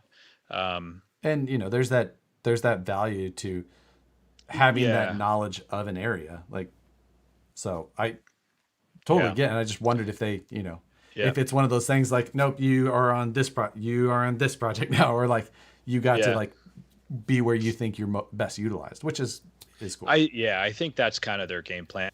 And when it comes to like some of the electronics that come in the cars, the product developer does have a lot of say in what we're using in the car, or what will work in the car, or if we need to make something new for the car, and then if it should be branded, Dynamite or Spectrum or Axial or whatever it should be branded. A lot of that does fall in the lap of the product developer to make sure we've got it going in the right direction. There's all of these little things that go into it. It's an interesting part of the business, and I only it's a job that I don't think I knew existed, if I'm honest. Like, I know that there are project managers and that's what they do, but to hear about all the minutia of the project that you're involved in, that's that's pretty intriguing. There's a lot going on there that I don't think a lot of people would have even kind of really realized. Yeah, I actually had a conversation with Todd today. Todd's my boss, and actually had a conversation with him today of like, there's a whole lot that goes on with the product developer, and I'm still learning it. There's a lot of different avenues that I just wasn't aware of, or things that I wasn't quite sure of. And I'm sure Rich could say the same thing. Like it's not just we're not just a project manager. We're in the trenches working on the design of the project, and then we're also testing the project, and then we're working with the tooling on the project, and we're working with breaking parts out and selling them as spare parts, and we're working on terminology and naming conventions and descriptions and the instructions. Like it's just over the top, and it's been an awesome challenge for me. If I'm presented with a challenge, I'm gonna do the best I can at it. Yeah. Well, good for you. You've definitely proven yourself so far. Yeah. Yeah, I mean, and now that I saw you pat yourself on the back earlier. Everyone gets one except Josh. Do we do a virtual high fives? I hear that's a thing now. Me and Matt will sometimes argue at each other in camera. Yeah. Well, that's great. Yeah. That's great. I'm glad I'm not in the middle right now. It's I don't know. The whole side of, I am lucky to work in the hobby full time as well now, but having friends in these, like Horizon, whole nother world compared to what I'm doing. So it's always interesting to hear, what you guys can say. Everyone, while we work together, we might compete in certain aspects, but we're friendly in our ways. And, some of us talk outside of live videos and, things like that. So it's, we have we're all either Jeep people or RC people or whatever. And it's fun to. Right. Yeah. At our core, it's all just one thing. Yeah. Yeah. It's definitely a little extra awareness on my part to make sure I don't say something on camera. Like, I'd love to share things, but I'm like, wait a minute. Yeah, it's all right, Randall. I record all of our conversations. Right. I'll use those at my earliest convenience. It's like for me, like social media, things like that. I had to get so used to, like, you look at your phone, you're like, can I post this photo? Yes. Okay.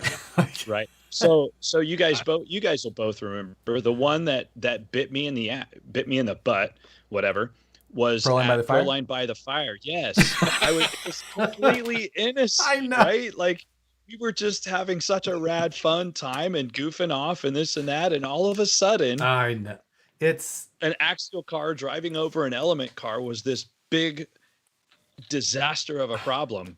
And we're all friends. It's me hitting my friend's car. We've worked together for 15 years. Like, it's fun. I don't care what kind of a car it is. I'm going to run it over. Yeah. Like it would have been the same thing for me if it wouldn't have been the fact that I was also driving an Element car running into the Element cars. Right. Yeah. I cracked up, and even with John Schultz, I'm good friends with John Schultz, and, he knew, everybody knew there was no harm in it. And, it definitely went all the way through the ladder, and I heard about it, and I was like, all right, well, I'll have to be a little bit more careful. Yeah. It's it's the world we live in those ways. And Matt and I both doing ruined everything. Like, we talk. I think the only reason that I don't get in more trouble is just that I talk too much on live, things like that. People are just like, he's probably said it. I don't know. It's just right. If you just cover saying something dumb with a huge pile of other dumb stuff, people just forget. So. And usually, anytime Josh shows me something that he's like, it's questionable or not really supposed to be shown, someone else from somewhere has already shown it to me. So that's really cool. So I could rattle off all of my product ideas, and you guys really wouldn't know which one is true. Yeah, I'm like, so most of the, and in fact, now what's happening, and this is a really good idea, Randall, you should kind of employ this if you don't already, is just write right on the photo that you're sending to somebody, like, edit it with your phone, go into the photo app and just edit it and put Josh Smells on the photo. So when he gets the photo and it gets leaked, you know exactly where it came from. I think Josh already got one of those This photos. is a brand new technique. Nobody has ever heard of this technique. Yeah. I think clearly nobody has, because we get so many pictures that aren't watermarked. Oh no. Yeah. My thing is like Matt and I talk every day. And then like I'll be working on a project and I'd be like, oh, actually, yeah, we're working on this thing, and it's pretty cool. And Matt's like, oh yeah, no, Jim told me about that like 4 months ago. Like, why am I keeping my mouth shut about it? Like, so I have told people or talked with you guys and other people about some of the projects that I'm working on. But what you guys may not know is that I may have given each of you different details about the product. So when it does come out, I'll know, oh, Matt knows that I said it was a 3.81 gear ratio, but Josh knows it was a 4.10 gear ratio. Now I know who's squeaking. Well, it's not me, because I've got a signed NDA. Yes, as do I. Yeah, absolutely. That's this is a great comment, actually. This is from Tony. Tempest Fugit, Fugit. So, Josh is very opinionated, but I value his opinion. I'll take it. Do competitors ever call you out for talking trash? Matt, Matt, this is just, that's a good question. We give our opinion a lot in videos. We do. Yes, we do. There is often times where I will say something.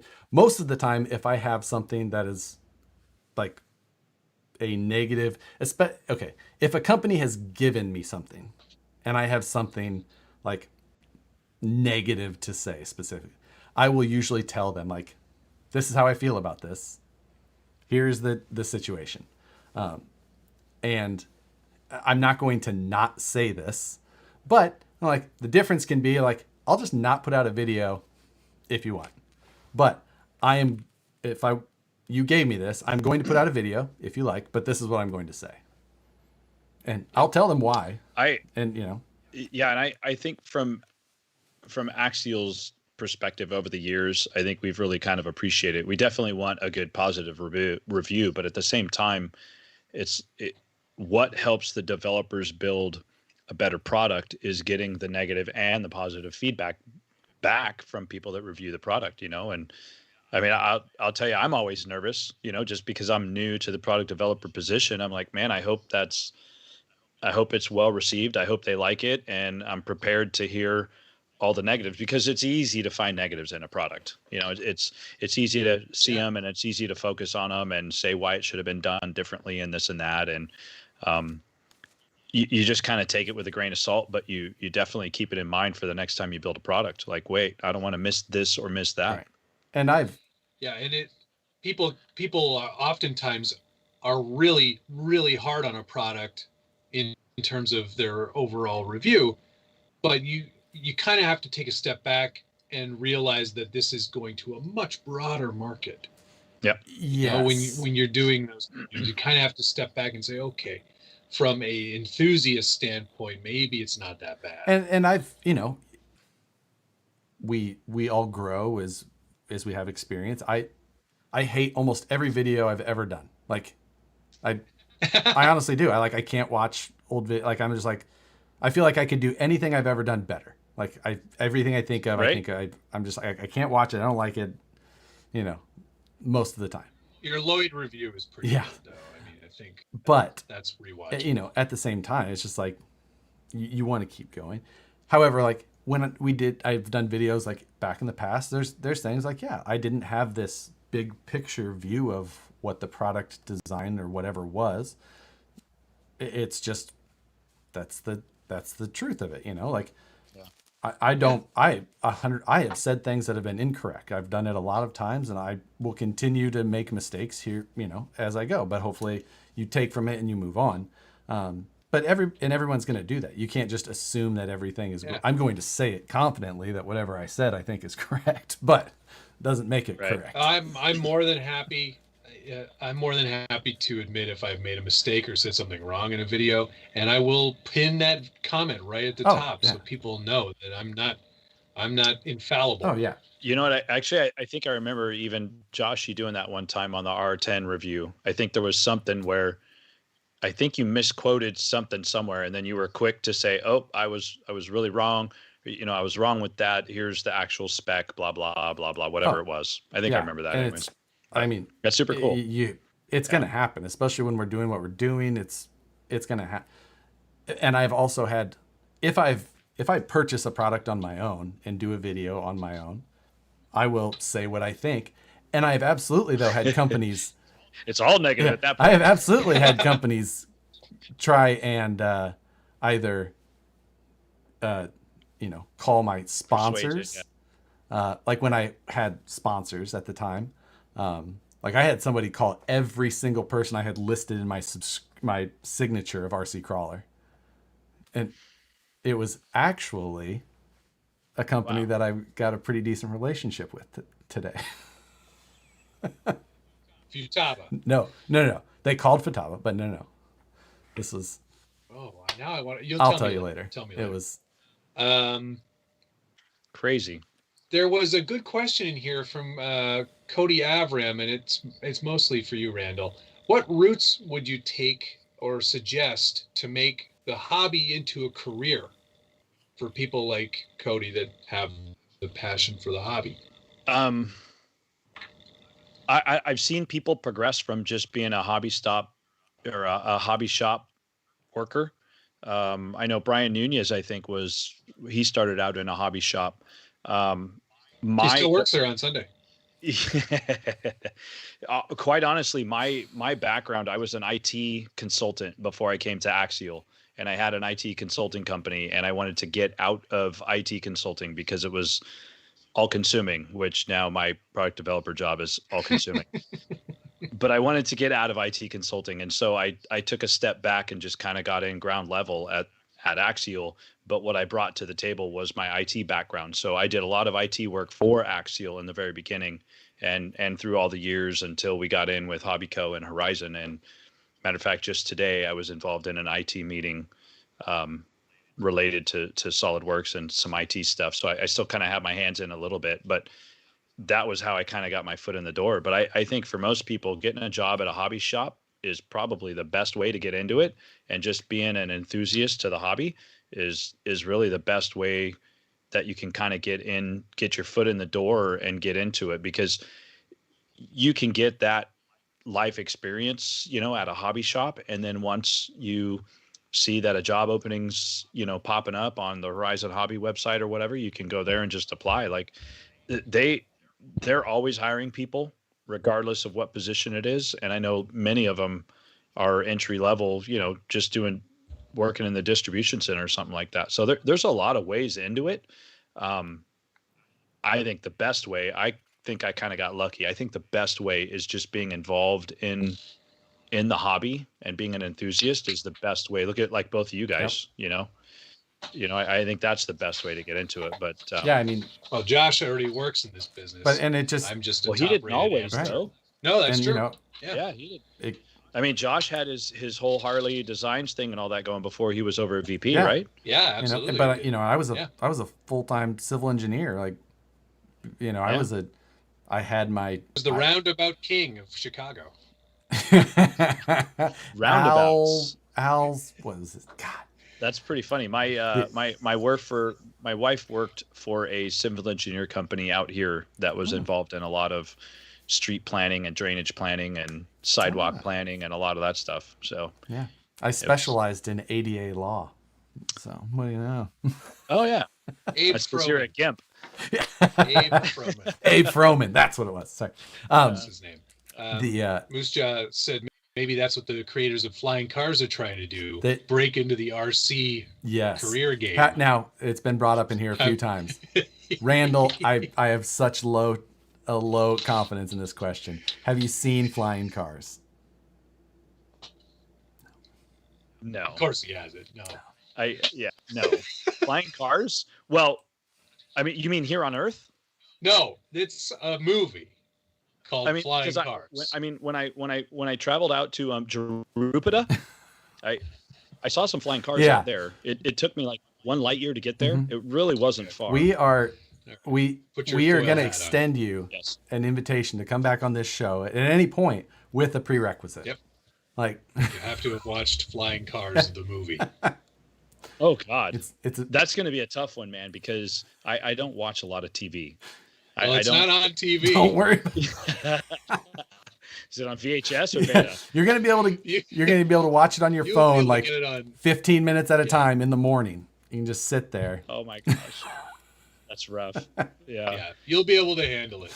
I mean, you might not be. It's a horrible movie. Yeah, no. But you need to watch it because it is RC related. RC related. And there's so many Flying Cars, the movie. Yes. Watch it with your wife. Amazon or Google Play. Right. Find it. That'll be tough. She's the TV connoisseur person. If I sit down on the couch to watch a TV show, I'm out asleep in like 10 minutes. It drives my wife insane. She's like, let's sit and watch a movie. I'm like, I don't want to sit and watch a movie. I don't want to sit and watch a movie. I will watch endless movies here at this bench while I'm doing something. But as soon as I sit on the couch trying to do something, just dude, even in here on my bench, I do Pandora music all the time. I don't have any video stuff playing because it's a distraction to me. So I watch the same things over and over and over, so it's not much of a distraction. You watch yourself? Yeah, just my videos on loop. No wonder your numbers are so high. I agree with me. Yeah, Randall, you have no idea how many times I've watched my own review of the SCX10 III. Right? Man, I'm sorry you had to watch me. No, you were great. You were great. Everybody in that whole thing was great. It was a real pleasure to put that video together, and I'm glad that there was somebody there who could share so much of the history of the company. Yeah. I'll plug something else. You guys haven't touched on it yet, but I have done something similar to the documentary on Crispy. I had a race team called Desert Turtle Racing. Yes. And we did do a documentary called Rocks and Rookies, which is a full-blown movie. It's an hour and a half or so. If you guys haven't watched it, look it up. It's on YouTube. It's a movie about the build of our car and our adventure to KOH racing and finishing. So yeah, that was no, that's actually pretty interesting. I'll have to do that. I remember watching. I followed the build of the Desert Turtle Jeep. You kept it pretty updated on Pirate at the time. Not on Pirate. It was just on Facebook. You had a Facebook. Yeah, you had a Facebook album. That you would. Yeah, we were doing webisodes and Facebook albums and stuff like that on the build of the car, and we took all the footage and we literally did this almost a cookie cut of what Poison Spider did, because I thought what they did was very inspirational to a lot of race car guys out there, and we made a movie and put it together really well, and it showed the entire build, showed race day, showed us finishing. And we actually debuted it in a movie theater with a bunch of our close friends and family. I remember that. I'm going to try and look that up really quickly and then post it in the live chat. It's called Rocks and Rookies. Rocks and Rookies. Yep. It's really cool. I'm kind of proud of it. Desert Turtle Rocks and Rookies full movie. Full movie. So I feel like I'm pirating it. That's in the queue. Awesome. Thanks, man. Yeah. For anyone who's watching it, it's in the live chat really now. Cool.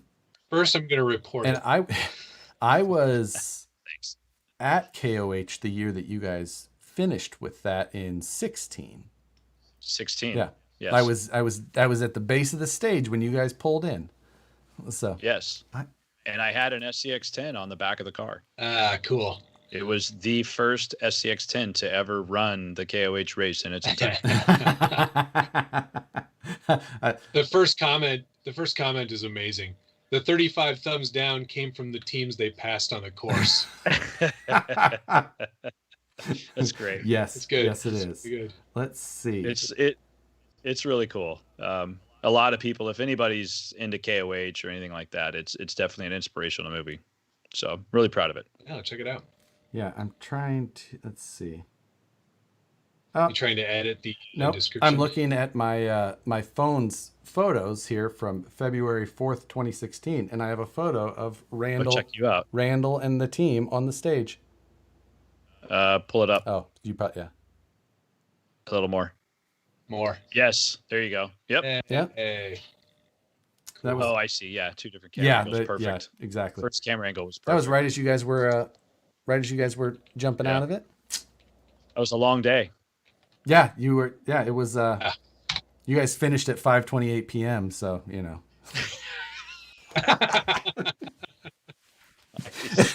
that was a long day, man, and that was I will give it a testament to, if you guys are familiar with tire plugs in the real world. We had to use tire plugs. There was about 7 or 8 of them in a gash in a sidewall. Ooh. And without those in the tire, we never would have finished. And they actually went through 3 or 4 more rock trails with tire plugs in the tire. So if you don't carry tire plugs in your Jeeps, I strongly recommend carrying tire plugs more so than a spare. Wow. That's impressive. And that was that was a gnarly year of KOH too. I mean, that was yeah. So, and that was 4,800 class? 4,500 class. That's right. Steering box car, right? EMC. Yeah. Yes. Yep. So yeah, that was it was a cool build to that Jeep though. I enjoyed watching that whole thing. So did you race that 2017 too?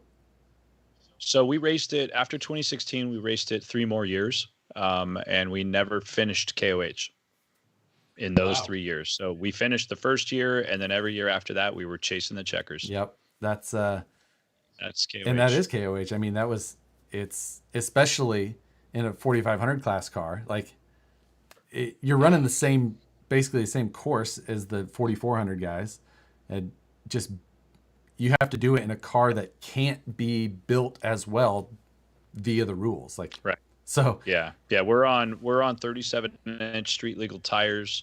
We're on, I think it was 16-inch travel shocks mounted to the axle only, no trailing arms. Mounted to the axle, correct. Mounted to the axle.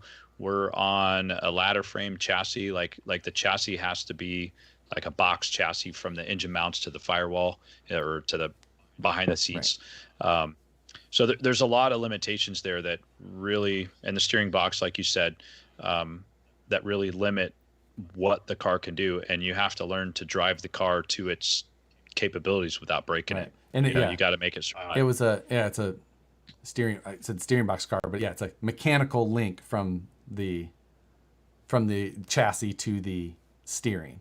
Yeah. Which the Poison Spider Wraith, which was based off the Venom chassis. Yes. That was a big controversial 4,500 class car. Yeah.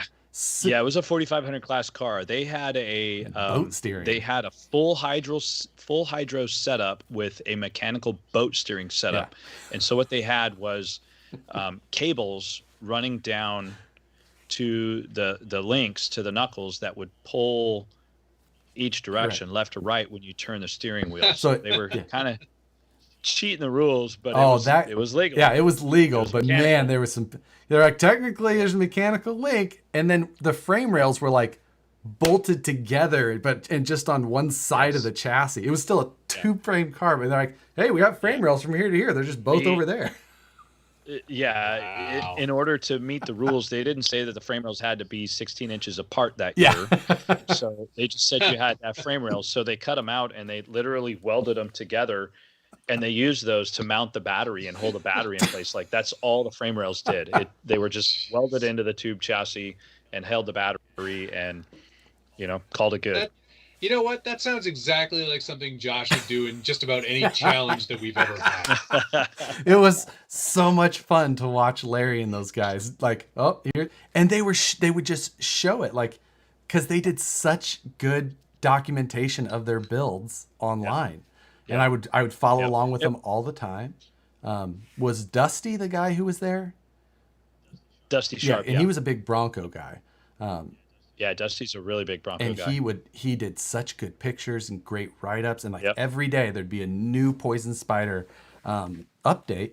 Yeah. And I mean, it was such good content. And what made me be such a fan of Poison Spider, like it wasn't the parts that they were producing, which I would then in turn enjoy, but it was just like they were so involved. It was like before Instagram or Facebook were really, it was the forum days, the forum heyday. Sorry, Matt. Yeah, they were they were doing the lifestyle. They were doing the same thing that I'd say when Rodney was with Axial, what he believed in was portraying the lifestyle. You know, we did a lot of Jeep Run blogs, or I did a lot of Jeep Run blogs back in the day of just the lifestyle. And that's what really helps capture people, is because they're living the same way that the brand is living, you know, and when you can do that, when you have people in the company that are living the brand, people will latch onto that brand a lot better than just a bunch of bean counters that are making RC cars, you know, and it goes a long ways. And that's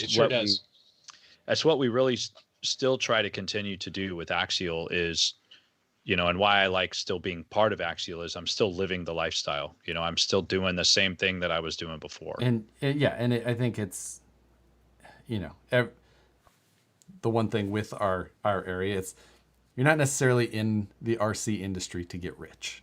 So, no.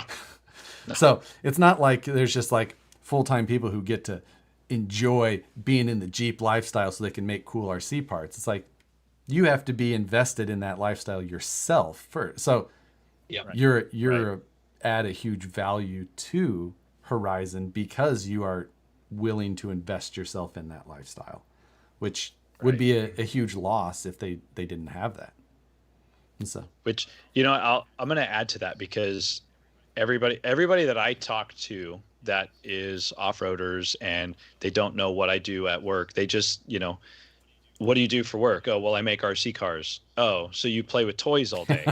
Like, actually, no, I don't. I stare at computer screens and CAD designs and spreadsheets and emails and like. I rarely get to play with them. I rarely get to play with RC cars, and it's funny to kind of have to explain that to people, because they just think it's fun and games, and I'm like, it's hardly fun and games. It is all work. The days at work that I have been turning a transmitter for work are very few, and not none. Yeah. Right? So it's better than, you know, it's better than none, but it's a very low percentage.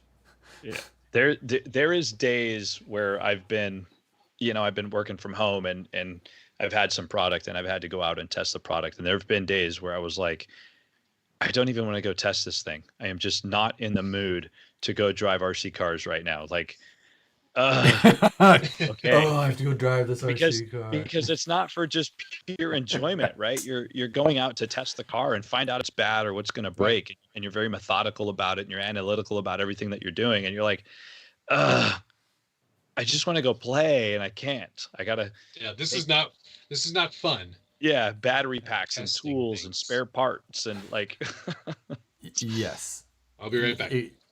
That's exactly, you know, I've had those days as well. Like I've had those days where you're testing something and you go out to test it and something fails on you like right away. And it's like, oh yeah, it has taken me half a day to get 10 minutes worth of testing. Like I've made that rookie mistake of not taking enough parts or the right part. And I go out to test. I'm like, oh, it'll be good. And I go out there and I break it in the first 5 seconds. And I'm like, oh man, like, I've wasted. But then I've also had those days where it's just like, we're getting to go to this amazing epic location to try and shoot this video. And I'm just like, I'm getting paid for this right now. Like, so I'll say, yes, that was the case for the video shoot of the SCX24 B-17. That was absolutely, I'm getting paid for this. Yes. And the roadkill on Motor Trend, best day of work ever. Like, yes. Yeah, it was a lot of fun for that particular video. It was a lot of fun to, basically my primary focus for the SCX24 video was to find the locations, and I got to pick where we were going to go and plan the route for the locations that we were going to go to. And, we knew St. George was probably the most iconic place we could actually go that we've never been, and we had the opportunity to go to. So, and it was kind of something I'm familiar with. Yeah, you've got some connection to that Utah area now, I believe. I do. Can't say that I wasn't jealous of. Whatever. I do. I have. I do have a house in St. George, Utah. It's currently rented. I can't move in it yet, but I'm headed that way. Hopefully, we'll see how everything works out. But it's still a little early to tell. But it's definitely a place to go. And once you've driven there once you've driven there, for me, it's a 6-hour drive. It's not real far. And once you've done it a couple of times, it's no worse than driving to Vegas, for us. So, right. I mean, driving to St. George is just, it's something. I mean, St. George, Cedar City, Moab, like those three right through there. Yeah. While St. George and Moab have some big similarities, like Cedar City is another just amazing spot. Like all three of those to go crawl there with an RC car or a full size are amazing. Yeah. I would like to go to there, please. Yeah. Yeah. When do you get to bail out of your country? When do you get to come south? I don't know. Are they still restricted? Yeah, totally. There's no cross-border travel. That's cool. Unless it's essential. And I can't really think of anything essential right now. I need to go rock crawling. Yeah, that's right. That's essential. Yeah. So it was that video shoot was epic. We went to, Sand Hollow, and we went to over to the Zion area, and when we went over to a place that has it's called Tokerville Falls. And then there was a place over right there at St. George that we went to. So we went to like 4 or 5 different locations to get the video coverage that we got. SCX Did you crawl? Yeah. Yeah. Was there some in Pioneer Park there? Pioneer Park. We didn't do Pioneer Park. No, we did. We did Sand Hollow State Park is where the majority of the Red Rock was shot. Gotcha. I always wondered that. Yep. What a killer video that was. Absolutely. That was a good release video. Perry G was saying he must have bought it from Lance. He's selling to every other off-roader out there. Lance was my realtor. Was he? Lance Clifford, the previous owner of Pirate 4x4. Who said that? Perry G. Okay. Yeah. Lance is a great guy. He's really good with real estate out there. And yes, if you're an off-roader and you're looking to move to St. George or the area, call Lance. Yeah. Yep. Shoot. All right. That's funny. That is funny. It's all, he moving out. Yeah. Everybody, all the off-roaders moving to St. George. It's great place to be out there. Larry McCrae moved out there, right? Yes. He bought like a crazy. Dusty moved? Dusty hasn't moved yet. It was Super D is another guy. But yeah, Larry's got a really crazy property. Lance has a really crazy property. Casey Shearer moved out there. Yep. I haven't been to his place. Dave Wong just moved out there. He's a rock crawling guy. Yep. He just moved out there from, is it Sonoma or Sonora? I get him backwards. I don't know. It was up here somewhere. Sonoma's up here. In the trees. Yeah. Sonoma. I think it was Sonoma. He moved out there. I mean, there's been a bunch of people that have moved out there that even some of our local Jeep Club friends out here in SoCal, they've all moved to St. George as well. So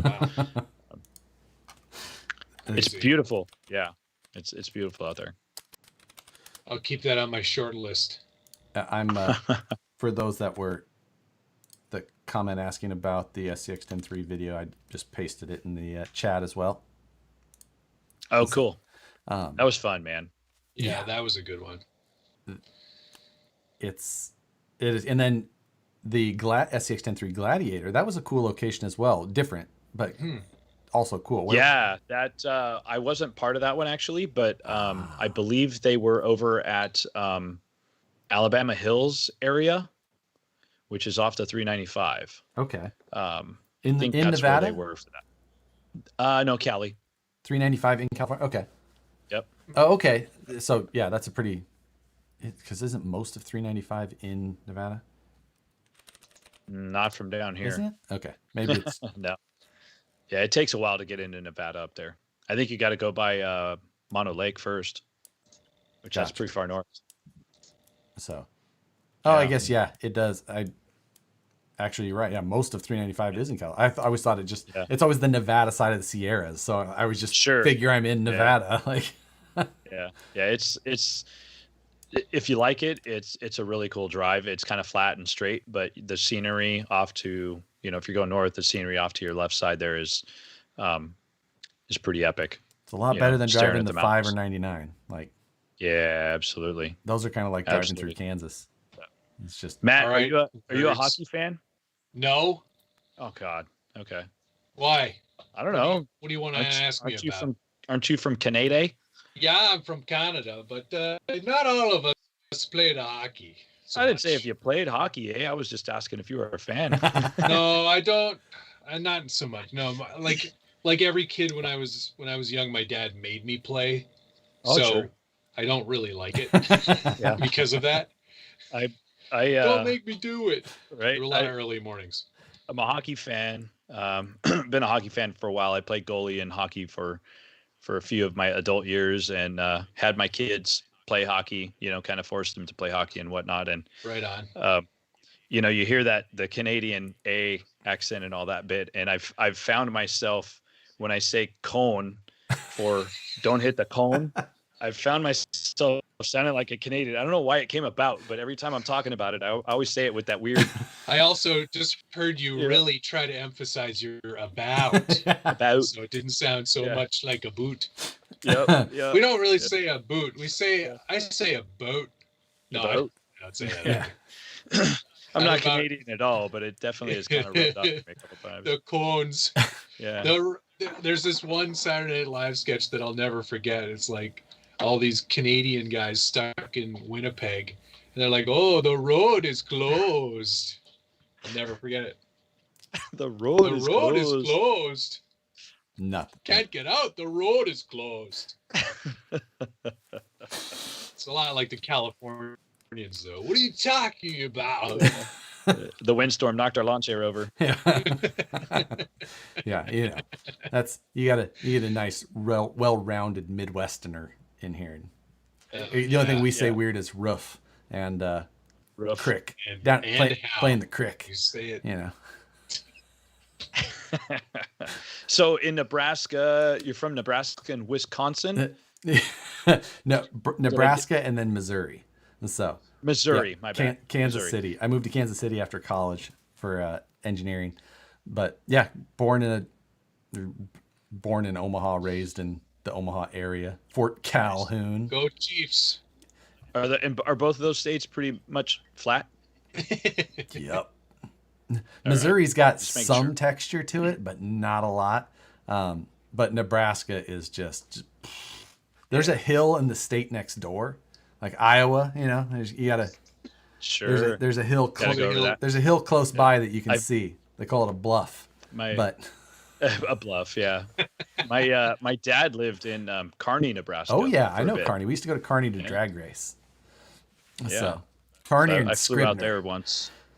But yeah, no. One of my comments here, Ian Turbot said that Josh says a lot of weird stuff.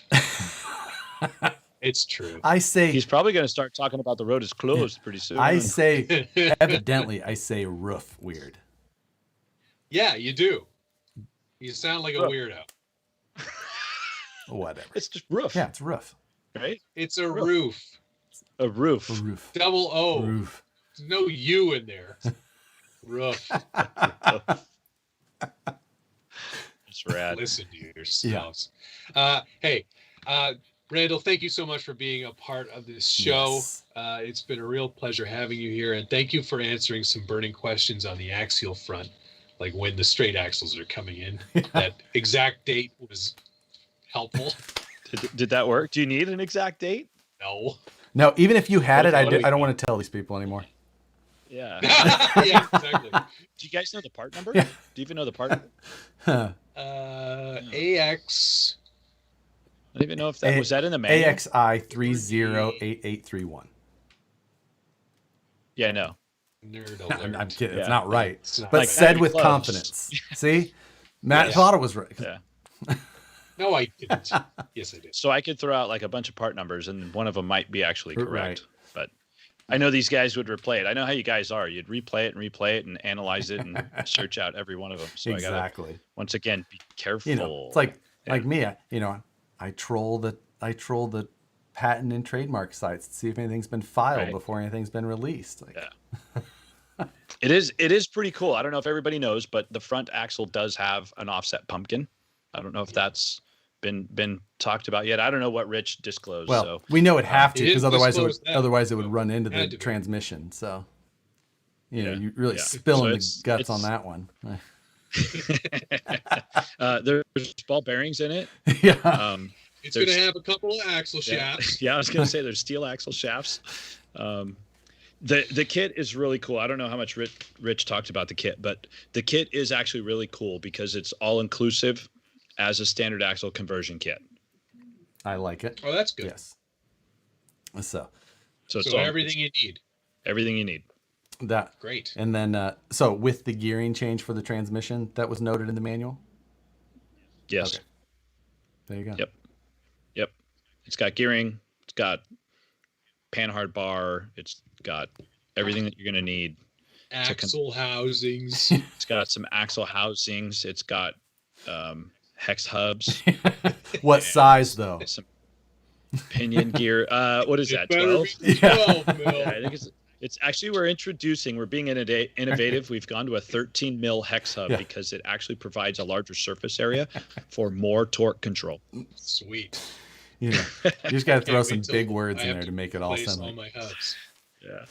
Yes, but it's been absolutely fun, man. I appreciate it. Yeah, thanks for. Well, you're a good sport. Thanks for coming out, and thank you for answering a bunch of questions.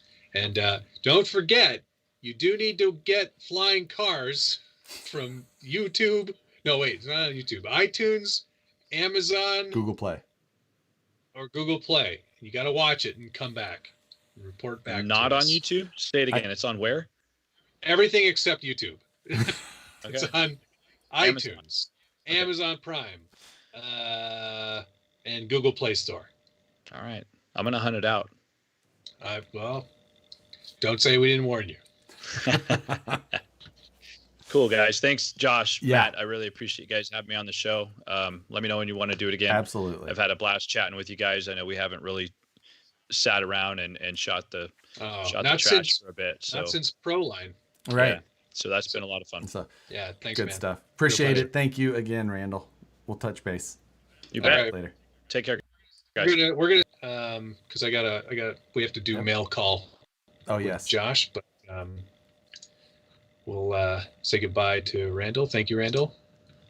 And let's see. I gotta figure out where which one is it? This one, but Matt's. You can't get rid of me. I don't know if that's true or not. See you guys. See ya. Bye, Randall. Boom. I can hit the button. There you go. Good job. Proud of you. Yes, no, that was great to have Randall on. And hey, thanks Shane Masters for $5. Appreciate it. Really great show with a great guest. Cheers, Josh. You're great at getting guests. There you go. Matt, take notes. Hey! Matt and I have a list. I've gotten some guests too. Yeah, we have a list that we're going through. And in fact, next week, we might have another guest again. Another one. And maybe after that, maybe not. Yeah, probably. Actually, yeah. Hey, Josh, does the VP Yeti anti-sway bar fit the Gen 1 bomber? Yes. Yes, it does. Yeah, it's the same. Drops right on. Isn't it? Yep, it is. What did you get in the mail this week?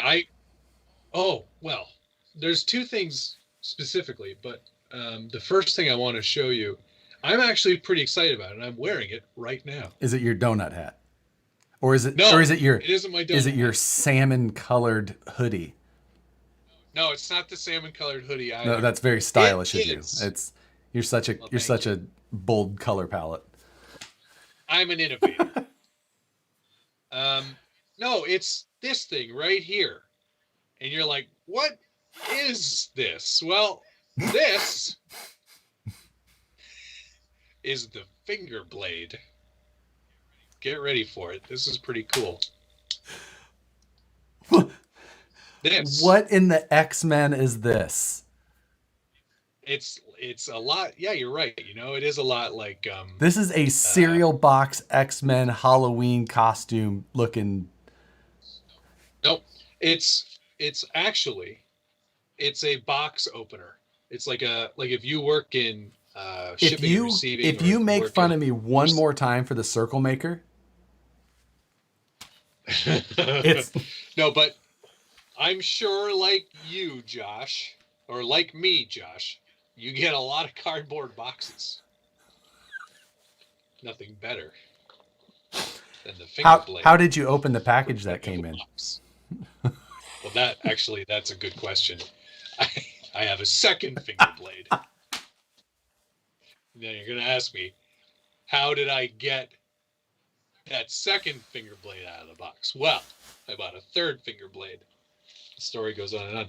But it's great because you get a lot of torque on it, right? So you just like... I mean, I guess if you're opening like 100 boxes. Yeah. This is fantastic. I mean, I guess it stops you from... I don't know. I don't understand. It's great. Oh, look, a Hobby Wing motor. That's weird. Yeah, but also you're like, oh my God, isn't this dangerous having a number 11 blade just hanging out? It's a retractable.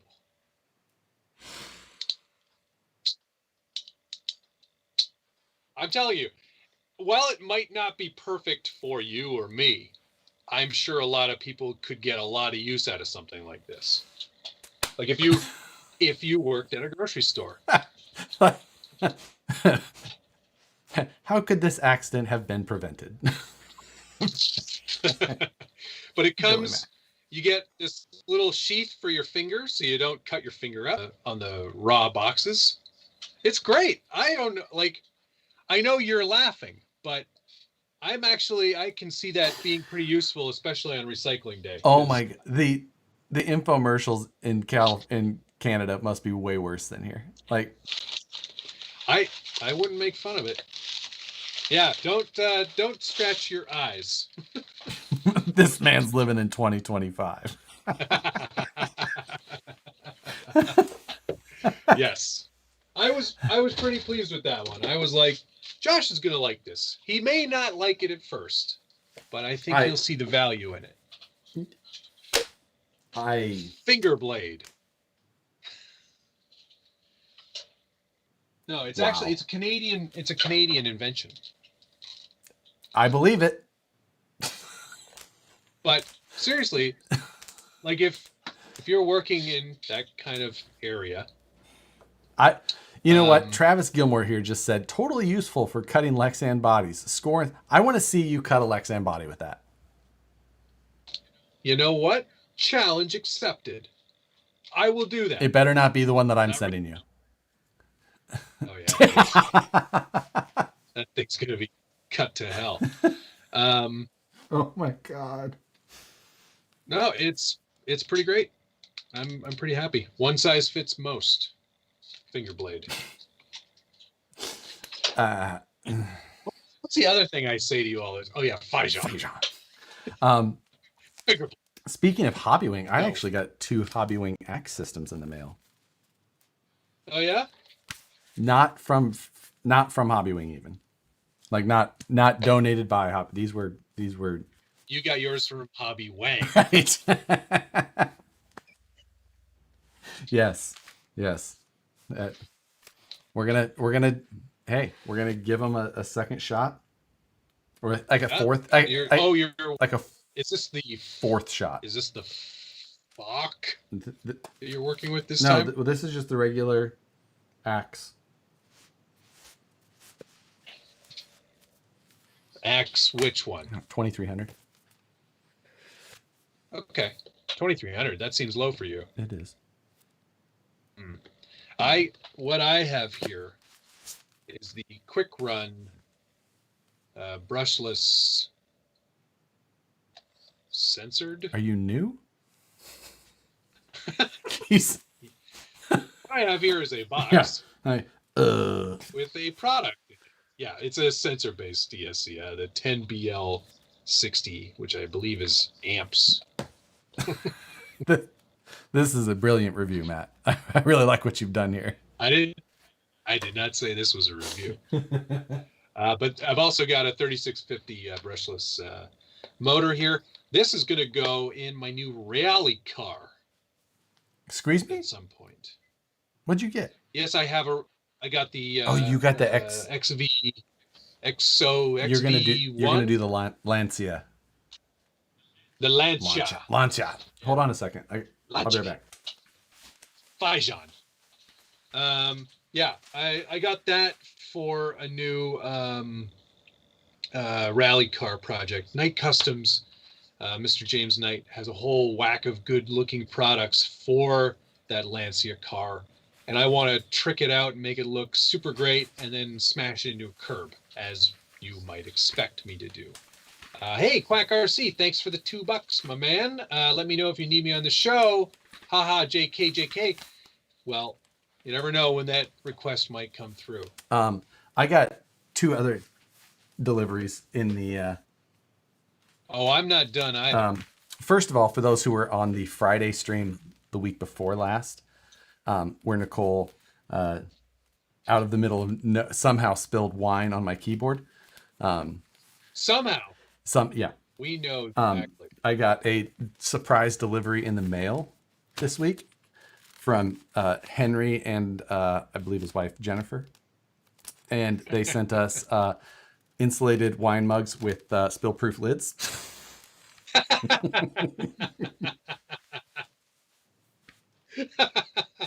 I got an Amazon box, and I'm like, "What is this?" I didn't order anything.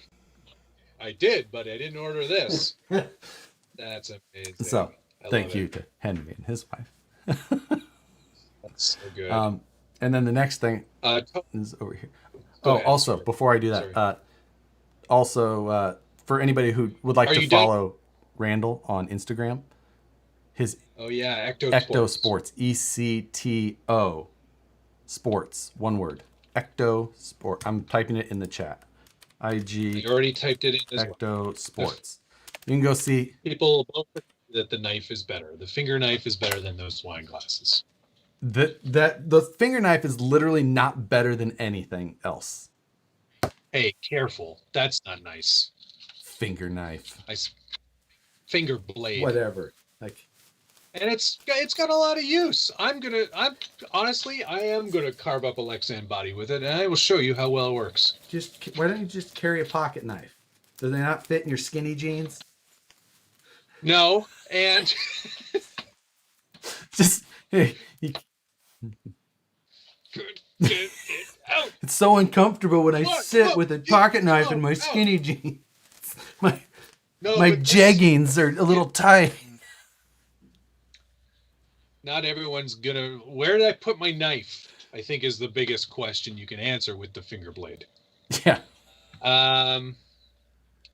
Tony from CCXRC wanted to know if the fock is growing on you. Getting your fock on. No, it's still low on power to me. I'm gonna try the fock pretty soon. As soon as the gladiators. They are gonna give it smooth, but very low on power. Like they're just so gutless compared. A 2300 to the other 2300s. I'm gonna try those just again, but they're just the axe systems are just so weak. But right. People like them. We will find. So, people like that smooth action. Yeah, I mean, the fusion that I ran in the Gatekeeper,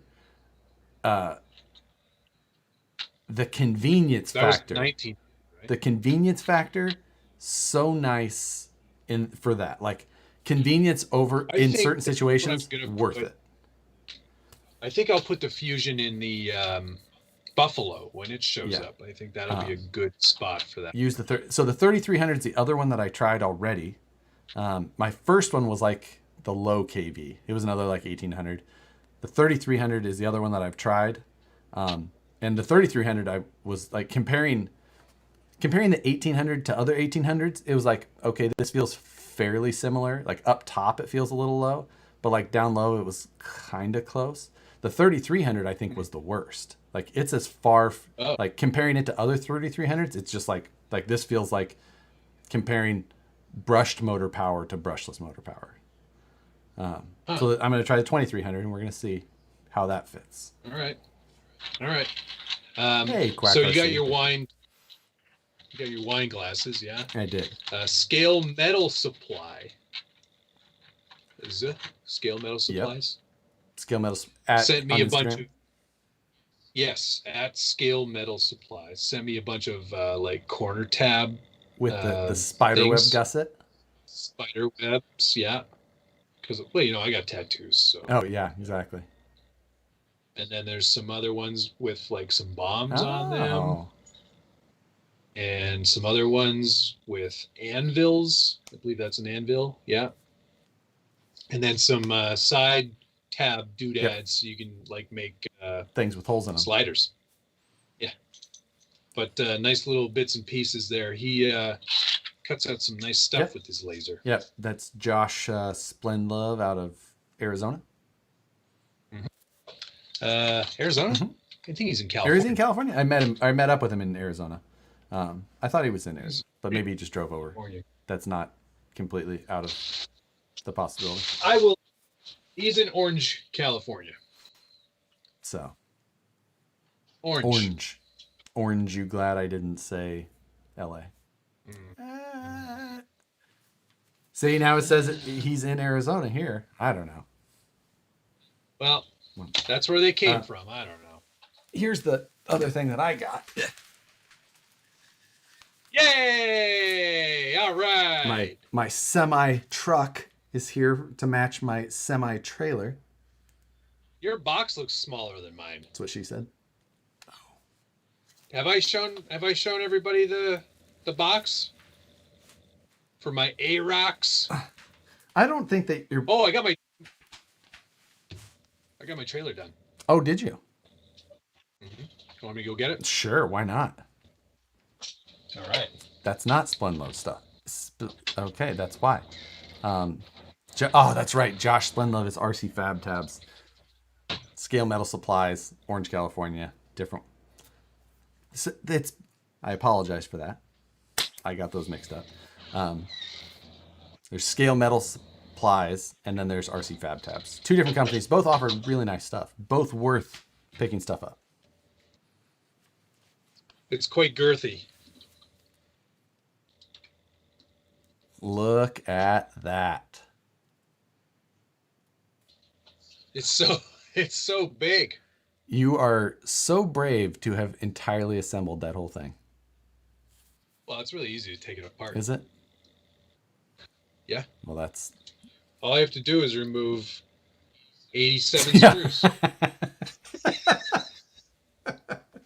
But the cool thing is, and I'll see if I can get it to work properly here, is you can, with just a few simple, quick spins of some tabs, the whole thing comes right off. Oh, God, I'm so jealous of that.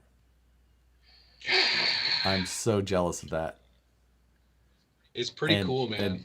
And it's rigid. It's got some rigidity to it, which is great. That is, people will understand my jealousy later, but...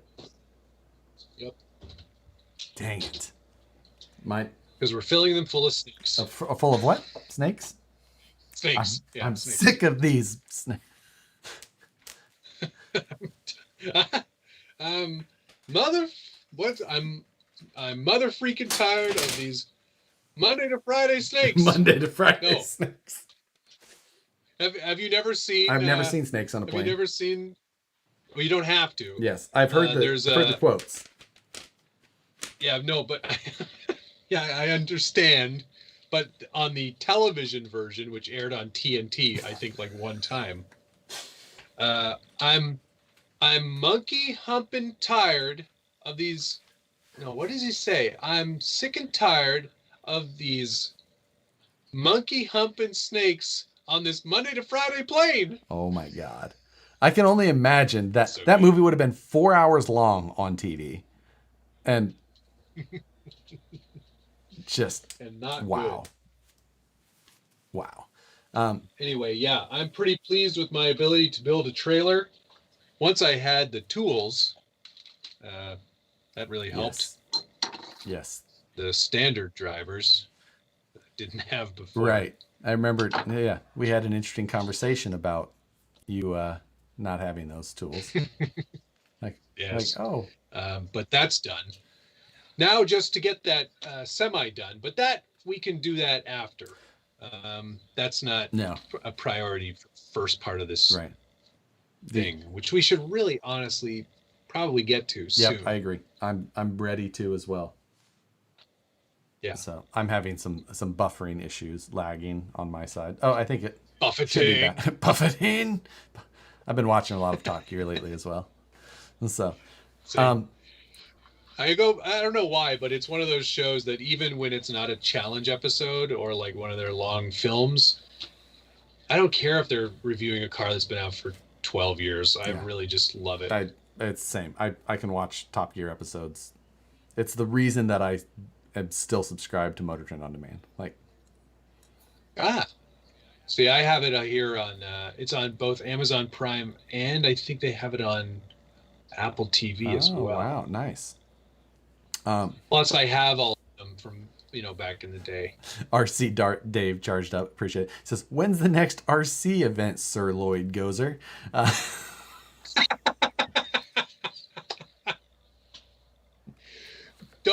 You know what? Don't ruin all my gags. I'm gonna put so many Lloyd references on that motorcycle.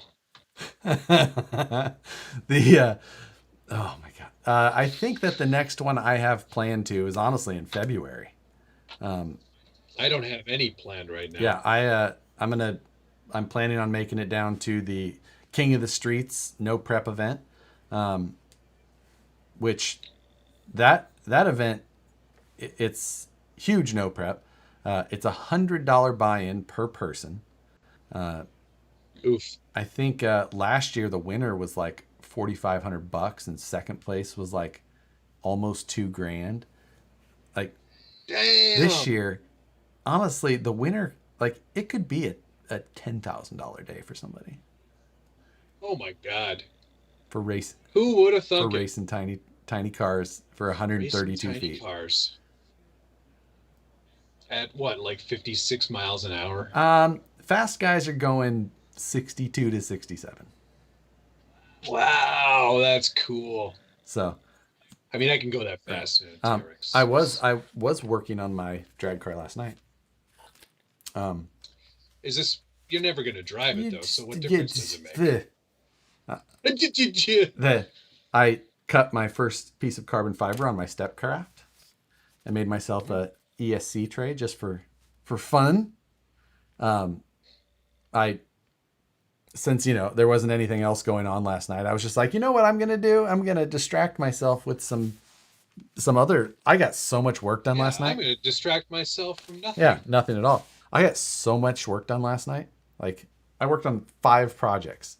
It was productive on all of them. I didn't get nearly anything. I'm way behind on some work stuff. So I got the 4.5 turn motor installed, the Tekin eliminator.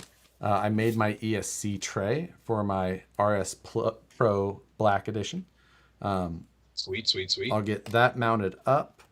And then, I mean, after that, I'll probably start working. I'll probably get a body put on this thing, and actually to do maybe some actual driving or testing. I can't. Well, don't stress yourself about that. I can't decide what body to actually run. I've bought all of them. It seems like. Proline lost my my Malibu. Really, it did get lost, huh? They're not. Yeah, they're not returning my emails now either.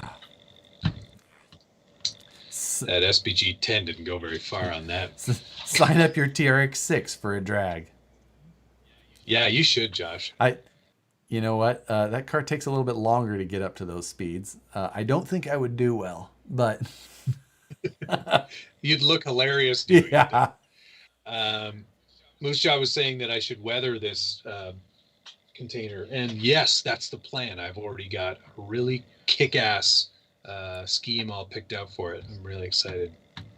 Yep. That I'm excited to see what your paint job looks like. I've got a lot of planning to do left on mine, but Moose Jaw, thanks for the offer. I'm just going to get Proline to send me another one, because there was a T-shirt in that package, and I wanted the T-shirt. Right. Paul, thank you. He says thanks to Randall, me, and you. Once again, great show. Oh, that's it was great. It was a solid. It was great to have Randall on. Yeah, it was fun. It was very fun. Yeah. He's got a lot of good stories. Yeah. And coming from the full size world as much as he does, you get a real good insight into, kind of where things go, in terms of like, well, this is what we're into. Let's make one of these. Yeah. And it's, I've followed that world for so long as well, the full size stuff. And it's always,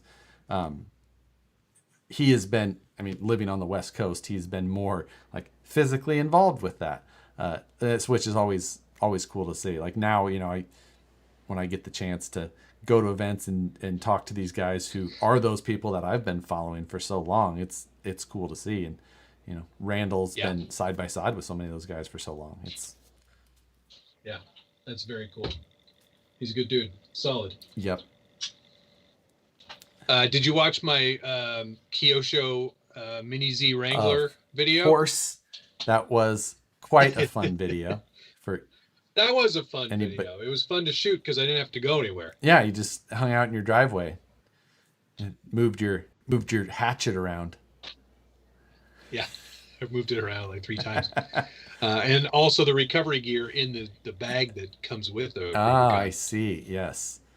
I got my snatch strap and a D-ring and some gloves. And a bag. A bag. Yeah. I liked it. It was cool. It was when you had told me that idea, I was like, that's a great idea. I think that will be fun to watch. And so. And it was. Yep. All right. Well, it's 11:30.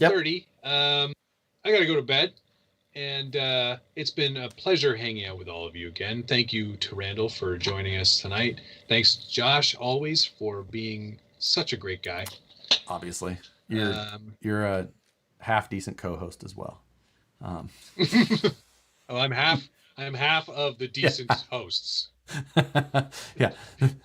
This is never above decent. I agree. Thanks to Sam C, RC Patina Guy, Backyard Slick, Gene Master, Quack RC, George, and RC Dave Charged Up for their donations as well. Appreciate it. Weird. I would say thank you, but my guys aren't appearing in the viewer activity. Right. Or I didn't get any. No, it was Quack RC and Robert Willis and Quack RC again. So thank you guys. Appreciate it much.